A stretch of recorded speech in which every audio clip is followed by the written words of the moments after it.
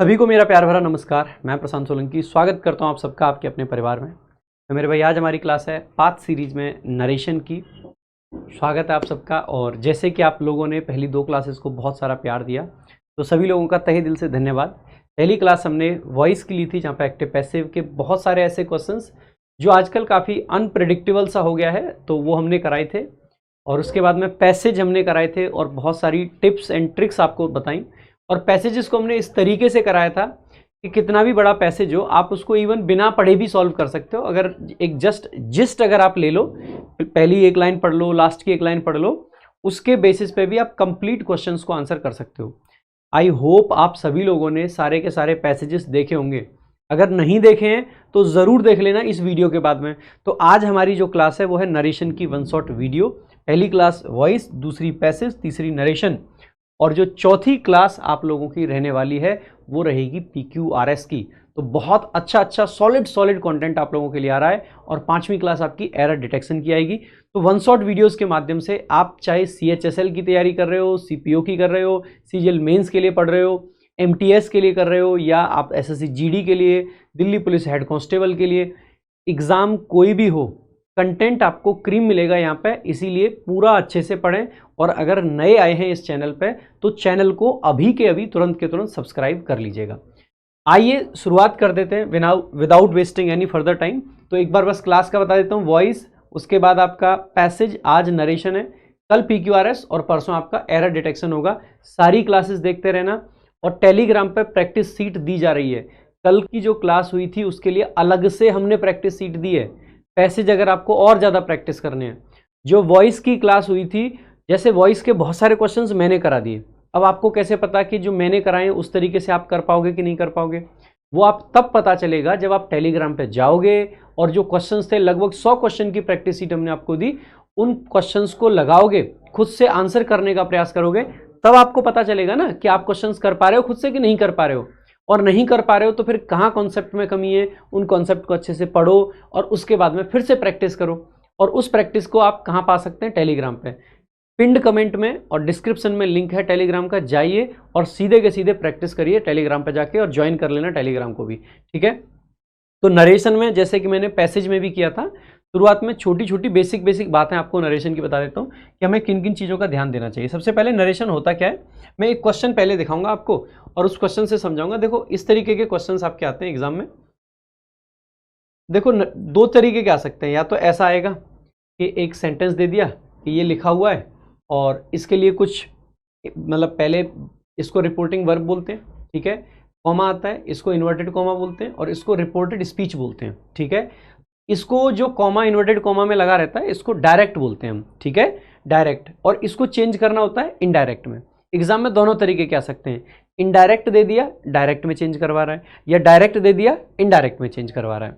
सामान्यतः जब हम रूल पढ़ते हैं तो हम डायरेक्ट से इनडायरेक्ट में जाने के रूल्स पढ़ते हैं। तो जितनी भी चीजें मैं आपको रिवीजन के तौर पे यहाँ पे रूल्स के रूप में बता रहा हूँ, वो सब डायरेक्ट से इनडायरेक्ट में जाने के लिए है, ठीक है। पहला रूल ये बनता है, जैसे प्रोनाउन में कुछ चेंजेस होते हैं, जब हमारा डायरेक्ट होता है तो कॉमा इन्वर्टेड कॉमा को जब हम हटाते हैं तो इन्वर्टेड कॉमा के अंदर से जो डायरेक्ट आपकी रिपोर्टेड स्पीच निकलती है उसके अंदर जो प्रोनाउन होते हैं वो बदलते हैं। कैसे बदलते हैं?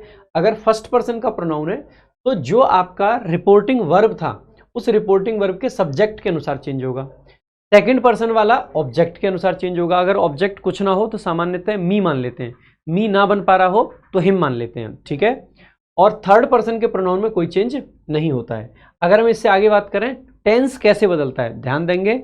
अगर रिपोर्टिंग वर्ब आपकी पास्ट में है तो ही टेंस बदलता है। अगर रिपोर्टिंग वर्ब प्रेजेंट में या फ्यूचर में हो तो टेंस नहीं बदलता है। अगर रिपोर्टिंग वर्ब आपकी बेशक पास्ट में है और जो रिपोर्टेड स्पीच है अगर उसके अंदर कोई फैक्ट है, कोई यूनिवर्सल ट्रूथ है, कोई भी ऐसी चीज जो हमेशा सत्य रहती है, तो ऐसे केस में भी हम सामान्यतः टेंस चेंज नहीं करते हैं। तो ये आपका बाकी के सिचुएशन में कब होगा? तो जब भी आपकी रिपोर्टिंग वर्ब पास्ट में है तो रिपोर्टेड स्पीच का टेंस बदलता है। डू, डज या V1 होता है तो उसको डिड में बदल देते हैं, या यूं कहें कि V2 में बदल देते हैं। इज एम आर को वॉज वर्ब में बदलते हैं। हैज हैव को बेसिकली हैड में बदलते हैं। डिड या V2 को हैड प्लस वर्ब की थर्ड फॉर्म में बदलते हैं। वॉज वर्ब को हैड बीन में बदल देते हैं। जितने भी आपके मॉडल्स हैं जैसे सेल, विल, कैन, मे, इनको बेसिकली सेल विल सामान्यतः वुड में बदले जाते हैं, लेकिन सेल का प्रयोग अगर परमिशन मांगने के लिए या यूं कहें इंटरोगेटिव सेंटेंस में, तो सेल को शुड में चेंज करते हैं। कैन को कुड में बदला जाता है और मे को माइट में बदला जाता है। अदर मॉडल्स सामान्यतः कोई चेंज नहीं होता है। मस्ट एक ऐसा मॉडल है, अगर मस्ट का प्रयोग कोई ऑब्लिगेशन के लिए किया जा रहा है तो मस्ट को मस्ट से हैड टू में बदल देते हैं। मस्ट जब स्ट्रॉन्ग अजम्पशन दिखाता है तो ऐसे केस में मस्ट को चेंज नहीं करते हैं। बाकी सारे मॉडल अनचेंज्ड रहते हैं। पास्ट परफेक्ट हो या पास्ट परफेक्ट कॉन्टिन्यूस हो, सामान्यतः ये भी अनचेंज्ड रहता है। ठीक है, तो ये मैं वो जो बात बताई वो यहाँ पे लिखी हुई है। इसके अलावा जो इन्वर्टेड कॉमास के अंदर यानी कि रिपोर्टेड स्पीच के अंदर अगर ये शब्द हो और अगर टेंस चेंज हो रहा है, यानी कि ये तब चेंज करना है जब टेंस चेंज हो रहा है। टेंस क्यों चेंज करते हैं? क्योंकि समय चेंज होता है। समय चेंज हुआ है यानी कि समय को दिखाने वाले शब्दों में भी परिवर्तन आना चाहिए। तो दिस या दीज होगा तो दैट या दोज में बदल देते हैं। ठीक है, हियर होगा तो देयर में बदल देते हैं। नाउ को देन में, एगो को बिफोर में, येट को टिल देन में, टुडे टुनाइट को दैट डे या दैट नाइट में बदल देते हैं। यस्टरडे को basically the previous day, tomorrow को द फॉलोइंग डे या द नेक्स्ट डे भी बोल देते हैं समटाइम्स। दिस मॉर्निंग को दैट मॉर्निंग, दिस इवनिंग को दैट इवनिंग, नेक्स्ट वीक को द फॉलोइंग वीक या the week after, last week को द प्रीवियस वीक या फिर द वीक बिफोर। ठीक है, अगर दे रखा हो द डे बिफोर यस्टरडे तो उसको बोल देते हैं बेसिकली 2 days एगो या 2 days बिफोर बोल देते हैं। ठीक है, अगर दे रखा हो द डे आफ्टर टुमारो तो इसको बोल देते हैं इन 2 days, है ना। इस तरीके से ध्यान रख लेना। आगे देखेंगे अगला आपका। तो ये कुछ कुछ चेंजेस हैं जो होते हैं। अगर सेंटेंस आपका असर्टिव है यानी कि कोई स्टेटमेंट है, तो सैड है तो सैड सैड रहता है, लेकिन सैड टू को सामान्यतः टोल्ड में, इन्फॉर्म्ड में, रिप्लाइड में या आंसर्ड में बदल देते हैं। और भी बहुत सारी वर्ब्स पॉसिबल हैं, ये जो मोस्ट कॉमनली आती हैं वो मैंने लिख रखी हैं। अगर एआई जनरेटेड क्वेश्चंस होंगे तो ये वर्ब भी नए नए प्रकार की आएंगी, मतलब एकदम ऊट पटांग सी वर्ब्स भी दे सकता है यहाँ पे, तो वो आप देख लेना एक बार, है ना। वर्ब का नेचर ऐसा हो, असर्टिव सेंटेंस है मतलब हम कुछ कह रहे हैं, कुछ कह रहे हैं यानी कि बता रहे हैं, तो ऐसी वर्ब आएगी जो कुछ कहती है यानी कि बताती है। टोल्ड का मतलब बताना, इन्फॉर्म करने का मतलब बताना, रिप्लाई कर रहे हैं यानी कि कुछ बता रहे हैं, आंसर कर रहे हैं यानी कि कुछ बता रहे हैं। अगर क्वेश्चन इंटेरोगेटिव है तो ऐसी वर्ब आएगी जो पूछने के लिए आती है, जैसे आस्क आ सकती है, आस्क मतलब पूछना, इंक्वायर्ड आ सकती है यानी कि पूछना, वांटेड टू यानी कि जानने की कोशिश कर रहे हैं, पूछ रहे हैं। ठीक है, और डिमांडेड आ सकती है यानी कुछ मांग रहे हैं। अगेन कुछ पूछने वाली वर्ब आएंगी। अगर आपका इंपेरेटिव सेंटेंस है, इंपेरेटिव सेंटेंस वो सेंटेंस होते हैं जो वर्ब की फर्स्ट फॉर्म से शुरू होते हैं, तो उसमें सेट टू को सामान्यतः सेंस के अनुसार ordered, requested, advised, warned, begged, urged, forbade, suggested, जैसी सेंस वैसी वर्ब, है ना। क्वेश्चंस के थ्रू आ जाएगा समझ। एक्सक्लेमेटरी सेंटेंस अगर होता है, एक्सक्लेमेटरी सेंटेंस वो होते हैं जो सडन फीलिंग्स को, इमोशंस को या रिएक्शंस को दिखाते हैं। उसमें जिस तरीके का इमोशन उस तरीके की वर्ब आ जाएगी। मतलब वर्ब तो एक्सक्लेम्ड आती है, उसके साथ आगे लिख देंगे एक्सक्लेम्ड विथ प्लस में इमोशन। अगर खुशी है तो एक्सक्लेम्ड विथ जॉय, दुख है तो एक्सक्लेम्ड विथ सॉरो, सरप्राइज है तो सरप्राइज, डिसगस्ट, ईटीसी। ठीक है, इसके अलावा क्राइड आउट भी लिख देते हैं, साउटेड भी लिख देते हैं, कॉल्ड आउट भी लिख देते हैं। इसके अलावा ऑप्टेटिव सेंटेंसेस जो कि फीलिंग्स को या जो कि विशेस को, प्रेयर्स को या ब्लेसिंग्स को दिखाते हैं। ठीक है, कर्स को भी दिखा सकता है। इनमें विश्ड, प्रेड, प्रेस्ड मतलब प्रेड, ब्लेस्ड, कर्स्ड, होप्ड, ये सब वर्ब आती हैं। ठीक है, आगे देखते हैं। इसके बाद में अगर हम बात करें ये कैसे पता चलेगा कि किस एक्सक्लेमेटरी सेंटेंस में कौन सा इमोशन है, तो खास करके इन शब्दों से डिसाइड होता है कि कौन सा इमोशन है। तो इनको आप देख लेना। अलास जनरली सौरो को दिखाता है, हुर्रा या हुर्रे खुशी को दिखाता है, ब्रावो बेसिकली जब हम किसी को शाबाशी देते हैं, ओह बेसिकली मल्टीपल इमोशंस को दिखा सकता है। कई बार हमें कोई चीज़ सरप्राइज लगी, ओह। ठीक है, कई बार हम मतलब कॉन्टेक्स्ट बेस्ड है ज़्यादातर ये, कभी चोट पे भी बोल जाते हैं ओह। ठीक है, तो अलग अलग तरीके से वाव, अमेजमेंट या वंडर को दिखाएगा। ये भी अलग अलग इमोशन बेस्ड है। ठीक है, रियलाइजेशन के लिए, रिलीफ के लिए, पेन के लिए। अब ऐसा इमोशन है जो कि रिलीफ में भी यूज हो रहा है और पेन में भी यूज हो रहा है। तो इमोशन क्या है, ये कॉन्टेक्स्ट बेस्ड है, जैसा कॉन्टेक्स्ट वैसा आपको इमोशन लगा देना है। ठीक है, ओ, अलैक, फाई, औच, ये सब एक बार आप पढ़ लेना, देख लेना। ये फाइल हम टेलीग्राम पर प्रोवाइड करते हैं, वहां से आप रिवीजन भी कर लेना। ठीक है भाई, बाकी क्या क्या कंजंक्शन में चेंज होते हैं, कंजंक्शन कौन सा आता है तो देख लेंगे। असर्टिव में सामान्यतः दैट कंजंक्शन आता है। इंटेरोगेटिव में बेसिकली अगर yes no answer type question है तो कंजंक्शन के रूप में या तो इफ आता है या वेदर आता है। अगर WH वर्ड वाले क्वेश्चन है तो जो WH वर्ड होता है सेम उसी को कंजंक्शन बना देते हैं। इंपेरेटिव सेंटेंस में कंजंक्शन की सामान्यतः जरूरत नहीं होती है क्योंकि 2 + V1 लिखते हैं। ठीक है, और अगर नेगेटिव होता है तो इस टू के पहले नॉट लगा देते हैं। एक्सक्लेमेटरी सेंटेंस में इंटरजेक्शन को हटा देते हैं, जो भी रहता है जो ऐसा वर्ड होता है, और कंजंक्शन दैट का प्रयोग किया जाता है, ठीक है। इसके अलावा ऑप्टेटिव सेंटेंसेस में भी सामान्यतः दैट का प्रयोग किया जाता है। तो ये एक बेसिक सी कुछ थ्योरी थी। अब यहाँ से एक एक करके क्वेश्चंस डिस्कस करेंगे, और आपको पता ही है कौन से गन क्वेश्चन है एकदम, है ना, जो फिलहाल चल रहे हैं। देखो एकदम लेटेस्ट पैटर्न पे बेस्ड क्वेश्चन है, समझ रहे हो, समझ गए होगे आप, बहुत समझदार आदमी हो आप लोग। The examiner said that silence must be maintained during the exam. अब देखो ये क्योंकि थोड़ा सा प्रॉम्प्ट ऐसा दिया गया होगा कि पेपर मुश्किल बनाना है, तो बस मुश्किल बनाने के नाम पे ये लोग अभी इतना सोच पाए कि जो रिपोर्टिंग वर्ब सामान्यतः आगे होती थी उसको पीछे कर दो। पीछे भी किया जा सकता है, और जनरली जब रिपोर्टिंग वर्ब पीछे रहती है तो सामान्यतः यह इन्वर्टेड फॉर्म में चला जाता है, खास करके अगर सब्जेक्ट जो है वो एक नाउन हो। इन्वर्टेड फॉर्म का मतलब है वर्ब पहले और सब्जेक्ट आपका बाद में, वही यहाँ पे कर रखा है, ठीक है। आगे यहाँ पे देखेंगे मस्ट भी है, तो यहाँ पे भी क्या रहा होगा, आप कहोगे सर मस्ट रहा होगा, तो शुड नहीं रहेगा, विल नहीं रहेगा, ठीक है। और maintain silence during the exam, क्या ये रह सकता है, इसको तो फिर भी रख सकते हैं, ठीक है। मस्ट यू मेंटेन, अब ये वाला तो नहीं बनेगा। मस्ट यू मेंटेन कोई स्ट्रक्चर है, मस्ट यू मेंटेन नहीं, कुछ भी नहीं होता है। यू मस्ट मेंटेन लिखते हैं, तो इस मस्ट को देखते ही तुरंत आंसर मार्क मत कर देना, यही है लेटेस्ट पैटर्न का कमाल। अच्छा यहाँ पे जबरदस्ती उस वाले में मत चले जाना, लॉन्ग ऑप्शन वाले में काम नहीं कर पाएगा यहाँ पे ज़्यादा, ठीक है, क्योंकि जो इन्फॉर्मेशन ऊपर है उसको ही कंसाइज करके ये लिख रहे हैं, तो ज़्यादा इसमें काम नहीं आएगा। तो ये वाला भी इसमें नहीं बन पाएगा। कौन सा बनेगा, maintain silence during the exam. मैंने कहा maintain silence during the exam. अब ये एक इंपेरेटिव सेंटेंस है। अब इन्होंने क्या किया है, नॉर्मली इंपेरेटिव सेंटेंस को हमें किस तरीके से लिखना चाहिए, ऑर्डर वगैरह से लिखना चाहिए कि द जो एग्जामिनर था, the examiner ordered silence during the exam, या द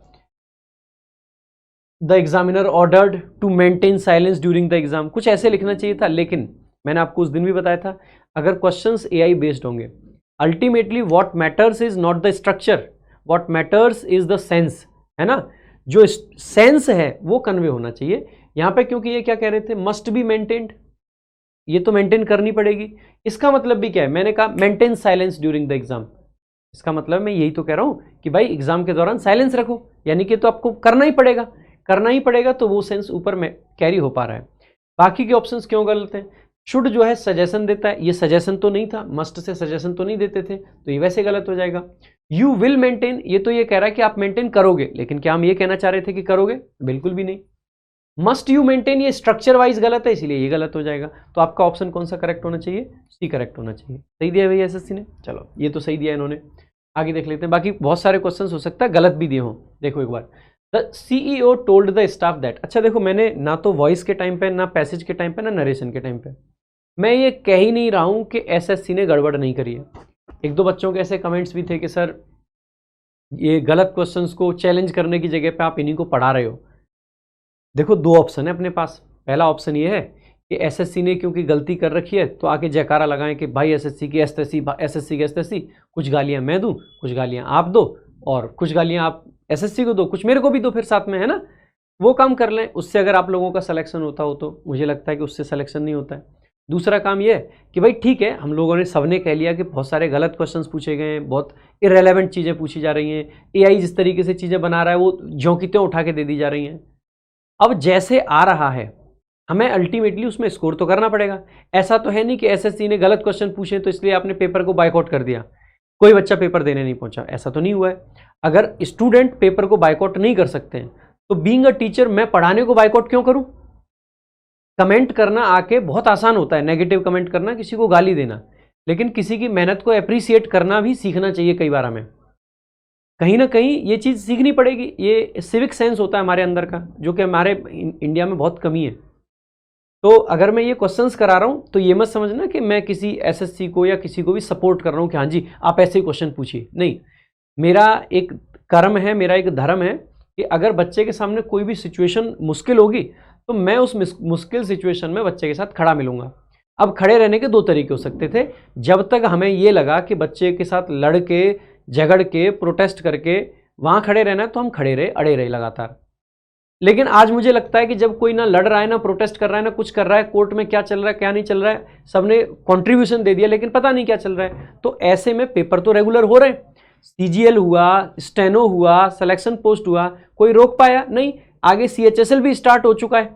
अगर सब कुछ हो ही रहा है तो मैं तो आपको समझाऊंगा ना कि भाई कैसे आपको इस चीज को टैकल करना है। बीइंग अ टीचर यही मेरी रिस्पॉन्सिबिलिटी है, और उस रिस्पॉन्सिबिलिटी से ना तो मैं कभी भागा हूं और ना कभी भागूंगा। इसीलिए अगर मैं कुछ पढ़ा रहा हूं, यहां पे ऐसा हो सकता है कि कोई क्वेश्चन आए जो कि पूरे तरीके से गलत है, लेकिन उनमें से क्योंकि 4 में से एक बेस्ट चूज करना है तो मैं आपको बेस्ट चूज करके बता दूंगा, और ये बात मैं हर क्वेश्चन पे नहीं कहूंगा, इसीलिए एक ही बार डिटेल में आपको कह दी है। ठीक है, आ जाओ आप क्वेश्चन पे। The CEO told the staff that deadlines must be followed strictly. अब अगर आपने पिछला क्वेश्चन देखा है तो देखते ही आपको ये लगेगा कि follow the deadlines strictly, the CEO said, ये लगा दो। लेकिन मैं क्या कह रहा हूं कि हमें जो 4 ऑप्शंस हैं उनमें से जो बेस्ट है वो निकाल के लाना है। सामान्यतः अगर इसका बनाते हम तो क्या होता, इसका तो इंपेरेटिव के हिसाब से बनता कि द CEO सेड, ठीक है, द CEO, या फिर द CEO ऑर्डर्ड कर सकते हैं, ordered to follow the deadlines strictly, कुछ इस टाइप से बनाते हैं ना। तो आप कहोगे लेकिन सर यहां पे ऐसा तो नहीं था। अब देखो यहां पे क्या है, मस्ट बी फॉलोड, तो पहला टास्क तो हमारा यही है कि यहां पे मस्ट ढूंढे। यहां पे आर है, ये गलत हो जाएगा, पक्की बात है। ये शुड है, ये गलत हो जाएगा। मस्ट का सेंस या तो मस्ट से बनेगा या इंपेरेटिव सेंटेंस से। अब यहां पे मस्ट है, deadlines must be followed strictly, आप कहोगे सर सही तो है, यहाँ पे भी वही है, deadlines must be followed strictly. अब मस्ट को जनरली चेंज नहीं करते, नहीं कर रखा है इन्होंने भी, तो ठीक है, कोई दिक्कत नहीं, ए ऑप्शन करेक्ट आंसर हो जाएगा। क्या सी हो सकता था? मैं कहता ये जब होता जब ए ऑप्शन आपका प्रेजेंट नहीं होता। अगर ए ऑप्शन दे रखा है तो फिर आपको सी लगाने की जरूरत नहीं पड़ेगी। दूसरा ये भी कह सकते थे कि यहाँ पे जो इन्वर्टेड स्ट्रक्चर है ना उसको मोल्ड कर दिया इन्होंने। जनरली अगर पीछे लिखते हैं, रिपोर्टिंग वर्ब पीछे आती है तो वर्ब पहले और सब्जेक्ट आपका बाद में लिखा जाता है। ठीक है, आगे देखते हैं अगला क्वेश्चन।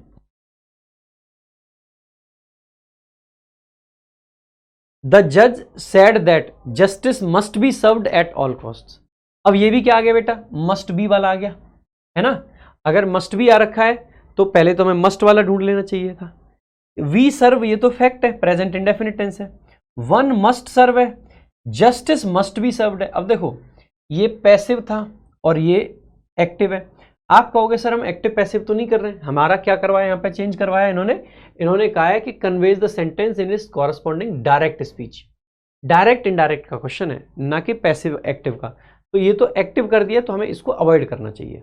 हालांकि ऐसी सिचुएशन भी आ सकती है जिस प्रकार के क्वेश्चन इन्होंने पूछे कि हमें एक्टिव पैसिव भी देखना पड़ रहा है डायरेक्ट इनडायरेक्ट में, क्योंकि ये एक नंबर के बेवकूफ़ है। ठीक है, जिन्होंने क्वेश्चंस बनाए हमारी टीम के लोग, समझ रहे हो, हमारी टीम के लोगों ने क्वेश्चन बनाए और हमारी टीम के लोग एक नंबर के बेवकूफ़ हैं जो ये समझ भी नहीं पाते कि क्या डायरेक्ट इनडायरेक्ट, क्या एक्टिव पैसिव है ना। समझ आ रहे हो आप लोग? ठीक है, द जज said that justice must be served at all cost. तो यहाँ पे दे रखा है justice must be served at all cost, ये करेक्ट हो जाएगा। ठीक है, अब देखो यहाँ पे इन्होंने इस चीज़ को भी सही मान लिया होगा कि द जज आगे और सेड बाद में, this is what it is, कोई दिक्कत ही नहीं है ना। ये शुड वाला था वो गलत हो जाएगा, यही दिया है भाई, है ना। देखो आगे, the mentor said that the players were improving with each match. अब क्योंकि यहाँ पे वर इम्प्रूविंग है तो ओरिजिनल में क्या रहा होगा, आर इम्प्रूविंग रहा होगा। ठीक है, यहाँ पे आर इम्प्रूविंग, यहाँ पे वर इम्प्रूविंग, यहाँ पे इम्प्रूव, ये तो गलत ही हो जाएगा। हैड इम्प्रूव्ड से वर में तो नहीं आएंगे, ये भी गलत हो जाएगा। अब देखो are improving with each match, said the mentor, ये करेक्ट हो जाएगा। वर से तो हेडविन में चले जाना चाहिए था, तो ये गलत हो जाएगा। अगला देखेंगे, she said do it right now. अब ये इंपेरेटिव सेंटेंस आ गया, she said do it immediately. और सबसे पहले तो इमीडिएटली चेंज नहीं करना है आपको, राइट नाउ था तो राइट नाउ रखो। अच्छा दूसरा, इसमें बीच में से कंजंक्शन कहाँ है, अगर कंजंक्शन नहीं है और सीधे V1 लगाइए तो फिर टू कहाँ है, इन्फिनिटिव वाला, ये गलत हो जाएगा। सी टोल्ड, अब देखो टोल्ड जब भी हम लिखते हैं तो हमें सामान्यतः टोल्ड के साथ में ऑब्जेक्ट भी लिखना चाहिए कि भाई किससे। सी टोल्ड इतने पे काम नहीं चलेगा, तो ये आपका इस वजह से गलत है। She told me to do it at once, और ये सी टोल्ड मी टू, अब इसमें से टू गायब है। ठीक है, तो ये आपका वैसे गलत है। अब बेशक राइट नाउ को एट वंस में चेंज करना पड़ रहा है, लेकिन this is what it is, करना पड़ेगा वैसा, है ना। कोई ऐसा रूल नहीं होता है, बट ठीक है, कोई दिक्कत नहीं है। वैसे जनरली राइट नाउ को चेंज हमें इसलिए भी कर देना होता है, राइट नाउ में प्रेजेंट का सेंस है, और एट वंस बेसिकली किसी भी पॉइंट ऑफ टाइम के लिए आ जाता है, तो राइट नाउ बदल जाता है एट वंस में, कोई दिक्कत की बात नहीं। ठीक है, आगे देखेंगे। The teacher stated that water boiled at 100 degree Celsius. बड़ा गजब का घनचक्कर आदमी है ये, जिसने भी ये क्वेश्चन पेपर बनाया, हमारी टीम का बंदा है ना। अब इन्होंने क्या कर रखा है बदतमीजों ने कि इसको पहले ही चेंज कर रखा है। कायदे से ये प्रेजेंट इंडेफिनिट में होना चाहिए था और इसको चेंज नहीं होना चाहिए था। ठीक है जी, कायदे से तो यही होना चाहिए था। अब क्या विल बॉइल से चला जाएगा? नहीं। क्या हैड बॉइल्ड से बनेगा? नहीं। क्या इज बॉइलिंग से? नहीं। अब बॉइल्स था, कायदे से चेंज नहीं होना चाहिए था, लेकिन अब इन्होंने कर रखा है और हम उसमें कुछ नहीं कर सकते हैं। देखा जाए तो ये क्वेश्चन गलत है। अब इसका पॉसिबल आंसर सिर्फ यही है। इस सेंटेंस को लिखाओ और इसका पूछा जाए कि आंसर क्या है, तो मैं कहूंगा यही है, 100% यही है। लेकिन अगर ये क्वेश्चन लिखा जाए और पूछा जाए कि क्या ये इसका आंसर है, तो मैं कहूंगा नहीं है। समझ रहे हो? अगर मेरे से कहा जाए कि ये देखो जी इनडायरेक्ट स्पीच लिखी हुई है, इसका डायरेक्ट बताओ, तो मैं कहूंगा इसका डायरेक्ट ये रहा। लेकिन अगर मुझसे ये कहा जाए कि ये डायरेक्ट लिखा हुआ है, इसका इनडायरेक्ट बताओ, तो ये इसका इनडायरेक्ट नहीं है। ये वो वाला है कि तू मेरा है पर मैं तेरा नहीं। ठीक है, समझ रहे हो? जो आजकल आप लोगों के साथ भी हो जाता होगा, आप किसी को अपना मानते होंगे लेकिन सामने वाला आपको अपना मान ही नहीं पा रहा है। He said the sun rises in the east। अब यहाँ तो टेंस चेंज नहीं होना चाहिए। ठीक है, नहीं होना चाहिए क्योंकि ये तो फैक्ट है। फैक्ट है। अब कहोगे कि पिछले वाले में तो इन्होंने खुद कर लिया था, ये खुद तो कुएं में गिरेंगे, आपको गिरना है नहीं ना? नहीं गिरना है तो राइजेस वाला जो ऑप्शन है उसको लगा दो, करेक्ट हो जाएगा।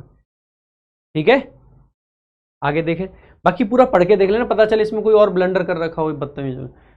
He said that the sun rises in the east। Next देखो, द जियोलॉजिस्ट एक्सपाउंडेड दैट। अब मैंने आपसे कहा था ना कि क्योंकि क्वेश्चंस कैसे हैं एआई जनरेटेड, इसीलिए वर्ब आपको हैवी हैवी मिलेंगी। डरना नहीं है, जस्ट आपको क्या करना है, सेंस देखना है, आपका काम चल जाएगा।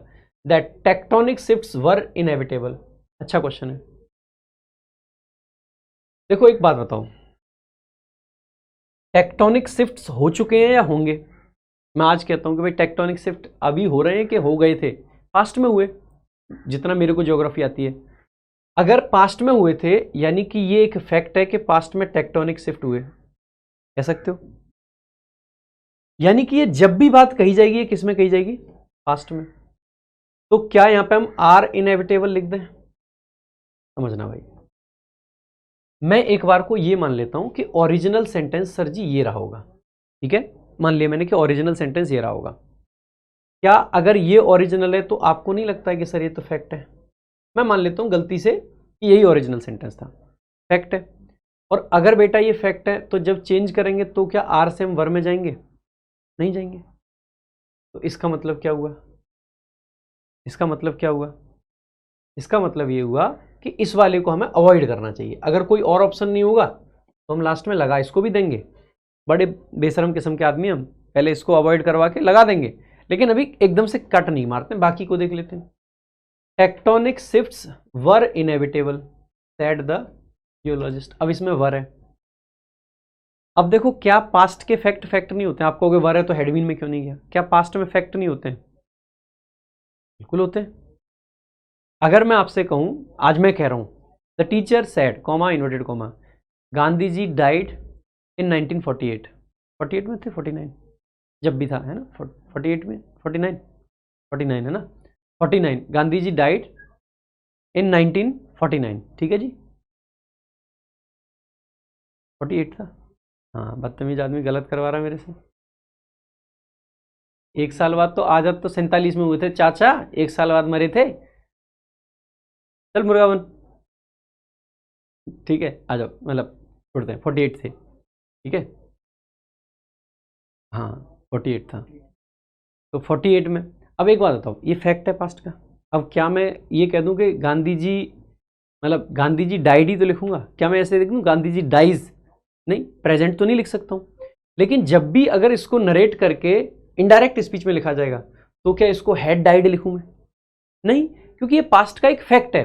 इसीलिए सामान्यतः जो हिस्टोरिकल चीज होती है वो नहीं बदलती हैं। जिस तरीके से ये वाला फैक्ट था उसी तरीके से ये भी एक पास्ट का फैक्ट है कि जो टेक्टोनिक शिफ्ट्स हैं ये इनएविटेबल थे, ये जियोलॉजिस्ट ने कहा। पास्ट में भी ये इनएविटेबल थे, आज भी ये इनएविटेबल है, मतलब उस टाइम पे, ठीक है, उस टाइम पॉइंट ऑफ व्यू से। तो आपका जो बी ऑप्शन है ना, that's the most suitable option. A क्यों नहीं है फिर कह रहा हूं, अगर ए होता तो इसके आंसर में आर होना चाहिए था। अगर मैं प्रेजेंट के कॉन्टेक्स्ट में कह रहा हूं ना, तो इसका आंसर यहां भी आर होता है यार, मेरी अंडरस्टैंडिंग जितना कहती है, ठीक है।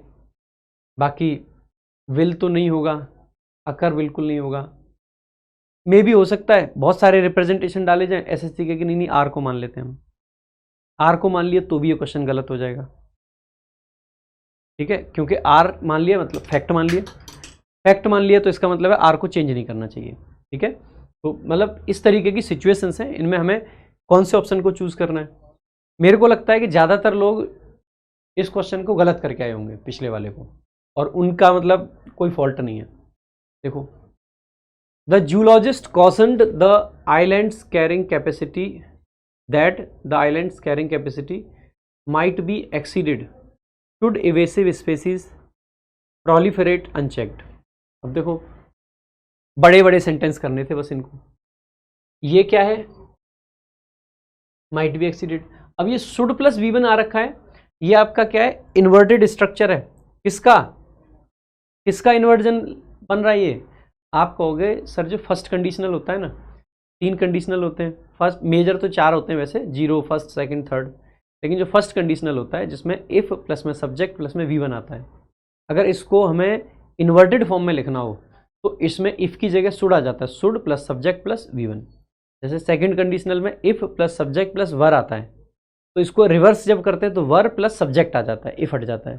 थर्ड कंडीशनल में if plus subject plus had plus we three आता है, लेकिन जब इसको इन्वर्जन में लिखते हैं तो इफ हटा के had plus subject plus verb की थर्ड फॉर्म आता है ना, इस तरीके से तो आता है। तो ये बेसिकली फर्स्ट कंडीशनल है जो शुड लिख रखा है। तो हमें एक तो ऐसा ढूंढना है जो फर्स्ट कंडीशनल में हो। यहाँ पे देखो इन्होंने फर्स्ट कंडीशनल से इसको क्या कर दिया, इफ में बदल दिया है, लेकिन माइट जो है वो विल से रिलेट कर पाएगा, आप कहोगे नहीं कर पाएगा, ये गलत हो जाता है। इन्होंने शुड वाली क्लॉज को सामान्यतः आगे कर दिया, क्या ऐसा करना गलत है? मैं कहूँगा गलत तो नहीं है, ठीक है, गलत तो नहीं है, लेकिन क्या शुड के साथ में हैव प्लस वी थ्री हमें करना पड़ेगा? बिल्कुल नहीं, शुड तो शुड रहेगा, कोई चेंज नहीं होना चाहिए था। यानी कि यहाँ शुड होगा तभी तो ऊपर शुड रहा होगा। आगे देखते हैं, the zoologist said the islands carrying capacity might be exceeded should invasive, मतलब कोई चेंज नहीं है। अब देखो ये कंडीशनल सेंटेंस था। सामान्यतः जब कंडीशनल सेंटेंस होते हैं तो हम टेंस में कोई भी परिवर्तन नहीं करते हैं। अगर हमारे रिपोर्टेड स्पीच के अंदर 2 कंडीशनल सेंटेंस आ जाएं तो ऐसे केस में हम कोई भी चेंज उसमें नहीं करते हैं, ठीक है, कोई भी चेंज नहीं करते हैं। आगे देखो, तो ये आपका करेक्ट आंसर हो जाएगा। ये क्यों गलत है? ये क्यों गलत है? The zoologist said if evasive species proliferated, तो ये तो पास्ट में चला गया। आगे देखो, the analyst observed that had market liquidity vanished entirely. अब देखो ये वो वाला आ गया थर्ड कंडीशनल, हैड के साथ में had plus subject plus verb की थर्ड फॉर्म, तो ये यहाँ पे भी ऐसे ही रहेगा। और ये भी वही एग्जाम्पल है, अगर ये कॉमा इन्वर्टेड कॉमा के बाहर में परफेक्ट है तो यहाँ पे भी तो वही रहा होगा थर्ड कंडीशनल। तो ढूंढ लो थर्ड कंडीशनल, ठीक है। देखो, had market liquidity vanished entirely the exchange would have suspended trading, यही सेम जो ऊपर था वही आपका नीचे आ जाएगा। ये वाला इसलिए गलत है, प्रेजेंट का कंडीशनल बना दिया है, ये भी प्रेजेंट में कर दिया है, ठीक है, और ये भी आपका बेसिकली इट वाज बिकॉज, सारा चेंज ही कर दिया है। आगे देखो, आकाश स्पेक्यूलेटेड दैट हैड, अब सेम वही स्ट्रक्चर फिर से दे दिया, ठीक है। तो अगर सेम स्ट्रक्चर दे रखा है तो सेम ही स्ट्रक्चर हमें ढूंढना है। ये हैड प्लस वी थ्री है, इधर would have plus we three है, वही निकाल देना है। यहाँ पे हैड प्लस वी थ्री दे रखा है, यहाँ पे वुड परहैप्स हैव बीन, तो ये भी दे रखा है, यानी कि पक्का आपका ए ऑप्शन करेक्ट हो जाएगा। बाकी के ऑप्शन देख लेते हैं। यहाँ पे इफ में चेंज कर दिया है, विल आ गया है जो कि गलत है। यहाँ पे हैड बीन तो है लेकिन इफ लगा दिया है, ठीक है, और यहाँ पे वैसे भी वुड वाले को हटा दिया है, यहाँ पे भी वुड वाले को हटा दिया है, तो ये आपके वैसे ही गलत हो जाते हैं। एक ऑप्शन आपका करेक्ट हो जाएगा। अगला देखेंगे, the music creator explained that were the same, भाई ये भी क्या है, इन्वर्टेड कंडीशनल था, उसको इन्होंने दे रखा है, ठीक है। अगर इन्वर्टेड कंडीशनल था तो वर वाला ढूंढ लो, ठीक है। एक ही ऑप्शन दिख रहा है मुझे तो वर वाला, मुझे लगता है यही आपका करेक्ट आंसर होगा, चेक कर लीजिएगा, ठीक है। ऊपर भी माइट है, नीचे भी माइट है, कोई चेंज होता ही नहीं, जब भी कंडीशनल सेंटेंस होते हैं तो टेंस चेंज आपका नहीं करना है आपको, ठीक है। आगे देखें, अगला क्वेश्चन देख लेते हैं। The manager said that, same, फिर से सेम कॉन्सेप्ट। मुझे लगता है कि इतने तो नहीं पूछने चाहिए थे इनको, एक ही कॉन्सेप्ट पे, ठीक है। तो had I known earlier I would have made the necessary arrangement said the manager, ये आपका करेक्ट आंसर हो जाएगा, ये ऑप्शन, ठीक है। बाकी इसमें हैड दिख नहीं रहा था, इसमें आपका हैड दिख नहीं रहा है, इसमें आपका हैड था, हैड आई न्यू कर रखा है लेकिन, इसलिए ये वाला गलत है, ठीक है। तो कौन सा वाला, बी ऑप्शन वाला, ठीक है। आगे देखें, अगला आपका क्वेश्चन है, he confessed that the sitar concerto would have remained, ये सेम वही हैड वाला फिर से दे दिया यार, यहाँ पे हैड है और यहाँ पे वुड हैव है, वुड हैव आ रखा है, हैड आ रखा है, मुझे लगता है ये सही हो सकता है। बाकी यहाँ पे देख लेते हैं, वुड हैव आ रखा है, यहाँ पे इफ़ के साथ कर दिया तो ये गलत हो जाएगा, ठीक है। वैसे इफ़ के साथ ऐसा नहीं कर नहीं सकते, सेंस कैरी कर जाएगा, लेकिन इफ़ के साथ आगे स्ट्रक्चर भी तो खराब कर दे रहे हैं, हेड वाला हटा ही दिया स्ट्रक्चर, यहाँ पे विल कर दिया है और यहाँ पे वुड भी कर दिया है, तो सब गलत है। नेक्स्ट देखो अगला, the legal practitioner said that had the evidence not been tampered with. अब ये हेड वाले तो सारे समझ आए के होंगे, इनको मुझे लगता नहीं कि ज़्यादा कराने की ज़रूरत है, खुद से कर लेना, उससे आपका काम चल जाएगा, ठीक है। तो यहाँ पे दे रखा है had the evidence not been tampered, जैसे यहाँ था had the evidence not been tampered, ये ऑप्शन हो जाएगा। बाकी एक बार खुद से भी कर लेना भाई। आगे देखो, सेम है, मुझे लगता है आगे चलते हैं, फालतू में ज़बरदस्ती से क्लास की लेंथ बढ़ाने का कोई मतलब नहीं है ना, सेम ही क्वेश्चन हैं सारे के सारे, मुझे लगता है यही सब पूछ रखा है इन्होंने अब की बार, ठीक है। तो वर द फ्रेमवर्क्स ऑफ, मतलब frameworks revised earlier, the crisis could have been avoided, तो यहाँ पे वर कर रखा है, तो वर वाले ढूंढ लेते हैं, ठीक है। If the frameworks were revised earlier the crisis could have been avoided said the analyst, ये तो सही लग रहा है यार, लेकिन इसमें क्या है, ओरिजिनल में क्या था, वर था और यहाँ पे इफ कर रखा है, इसको एक बार ऑप्शन में रखते हैं, बाकी ऑप्शन देख लेते हैं। क्या हेड से वर पे जा सकते थे, मुझे तो नहीं लगता कि जाएंगे, नहीं यार गड़बड़ कर रखी है उन्होंने क्वेश्चन में ही, क्वेश्चन में गड़बड़ क्या है, एक बार ध्यान से देखोगे तो पता चलेगा आपको। बेटा ये क्या रखा है, अर्लियर, अर्लियर से क्या पता चलता है, पास्ट है, अर्लियर से अगर पास्ट पता चलता है हमें, तो एक बात बताओ, पास्ट के कंडीशनल में आप वर लगाते हो या हेड प्लस V3, उससे बताओ, पास्ट के कंडीशनल में वर आता है या हेड प्लस V3, मेरे हिसाब से तो हेड प्लस V3 आता है ना, क्योंकि प्रेजेंट की कंडीशन को किससे दिखाते हैं, वर से, प्रेजेंट की अनरियल कंडीशन को, और पास्ट की अनरियल कंडीशन को किससे दिखाते हैं, हेड प्लस V3 से। अर्लियर से देख के आप क्या कहोगे, ये प्रेजेंट की कंडीशन है कि पास्ट की, कहोगे सर पास्ट की कंडीशन है। बेटा अगर ये पास्ट की कंडीशन है तो क्या यहाँ पे वर आना चाहिए था, मैं कहूँगा ओरिजिनल जो क्वेश्चन है ना, दैट्स रॉन्ग, यहाँ पे हेड बीन आना चाहिए था, had the frameworks been revised, इस तरीके से लिखना चाहिए था, और क्योंकि हेड बीन आता और इसीलिए हमारा ये आंसर आता। ये बहुत सारे लोगों के साथ धोखा हुआ होगा, ज़्यादातर लोगों ने यहाँ पे वर देखा होगा तो वर को मार्क करके आगे होंगे। मेरे को लगता है कि बेनिफिट टू ऑल होना चाहिए ऐसा क्वेश्चन। क्यों बेनिफिट टू ऑल होना चाहिए, मैं आपको लॉजिक देता हूँ।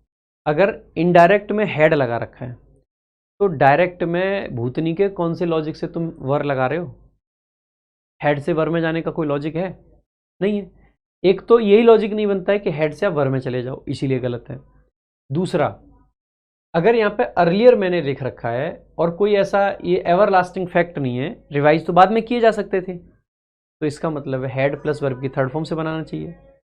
तीसरा, यहाँ पे साफ साफ हमें अगर आगे कुड हैव प्लस V3 दिख रहा है तो यहाँ पे क्या आना चाहिए, हेड प्लस V3 आना चाहिए इसका, और यहाँ पे अगर हेड प्लस V3 है तो ओरिजिनल में भी क्या रहा होगा, हेड प्लस V3, क्योंकि कंडीशनल सेंटेंसेज में सामान्यतः टेंस नहीं बदलते। तो इसका मतलब है कि आपका जो बी है ना, this should have been the correct answer, but अगर जो ये दे रखा है, अगर इनके हिसाब से ये वर सही है तो इस वर में कौन से कांटे लगे हैं फिर। तो अगर मैं सिर्फ इस क्वेश्चन को कंसीडर करूं तो सर जी मैं कहूँगा ए ऑप्शन करेक्ट आंसर है, और अगर मैं ग्रामर को कंसीडर करूं तो मैं कहूँगा जी बी ऑप्शन करेक्ट आंसर है। इन्होंने क्या कहा है, अच्छा इनका कहना बी सही है, मतलब ये कहते हैं कि जो ऑप्शन में वहाँ पे हम ग्रामर देखेंगे क्वेश्चन में हमें ग्रामर आती नहीं क्योंकि हम तो एआई जनरेटेड बच्चे हैं। ठीक है, अब देखो अगेन मैं तो कहूँगा बेनिफिट टू ऑल होनी चाहिए ऐसे क्वेश्चंस, क्योंकि देयर इज नो लॉजिक कि आप बी को मार्क करके आओगे यहाँ। पेपर में कोई भी बच्चा होगा, कोई भी स्टूडेंट होगा, इवन उसको नॉलेज भी होगी, वो भी यार ये कहेगा कि यार नहीं, हेड से वर्थ तो नहीं, अगर इन्होंने यहाँ बेवकूफ़ी करी है ना तो ये यहाँ भी बेवकूफ़ी करी होगी, तभी ये बेवकूफ़ी हुई है। तो मुझे नहीं लगता है कि कोई भी ऐसा रहा होगा जो यहाँ पे वर है फिर भी यहाँ हेड मार्क करके आए हो। हाँ, कुछ रहे होंगे। कौन? जिनके कॉन्सेप्ट क्लियर नहीं होते हैं, जिनको ये नहीं पता है कि ये डायरेक्ट है और ये इनडायरेक्ट है। कई बार बच्चा होता है ना, कंफ्यूज हो जाता है, रिवर्स चेंज कर देता है। तो लोगों ने देखा होगा, अच्छा वर वर को तो हेडविन में बदलते हैं, ये लो जी हेडविन मार्क कर दिया। लॉजिक उनका गलत है, लेकिन एसएससी के हिसाब से आंसर उनका सही आ गया। तरीका गलत है, क्योंकि ये थोड़ी होता है कि वर से हेडविन में आ जाए, वो थोड़ी करते हैं। वर से हेडविन में जाते हैं, वापस नहीं आते हैं। ठीक है, तो लेकिन कुछ लोगों के साथ ऐसा होता है, पेपर में जाके रूल वूल ना भूल जाते हैं। वो उनको ये तो याद रहता है कि वर को हेडविन में चेंज करते हैं, लेकिन ये दिमाग में नहीं आता है कि डायरेक्ट से इनडायरेक्ट करते टाइम करते हैं या इनडायरेक्ट से डायरेक्ट करते टाइम करते हैं। तो उन लोगों को यहाँ पे फायदा हो गया होगा। बाकी मेरे हिसाब से बेनिफिट टू ऑल होना चाहिए ऐसा क्वेश्चन। ठीक है, मैंने देखो दोनों चीजें आपको बता दी कि क्या आपका सही होना चाहिए था, क्या नहीं। Now it's up to you. They commented that the policy's efficacy would remain conjectural until longitudinal data accrued। अब ये भी फिर से ना क्लॉज वाला सिस्टम दे दिया इन्होंने, दो दो क्लॉज दे रहे हैं। देख लेते हैं।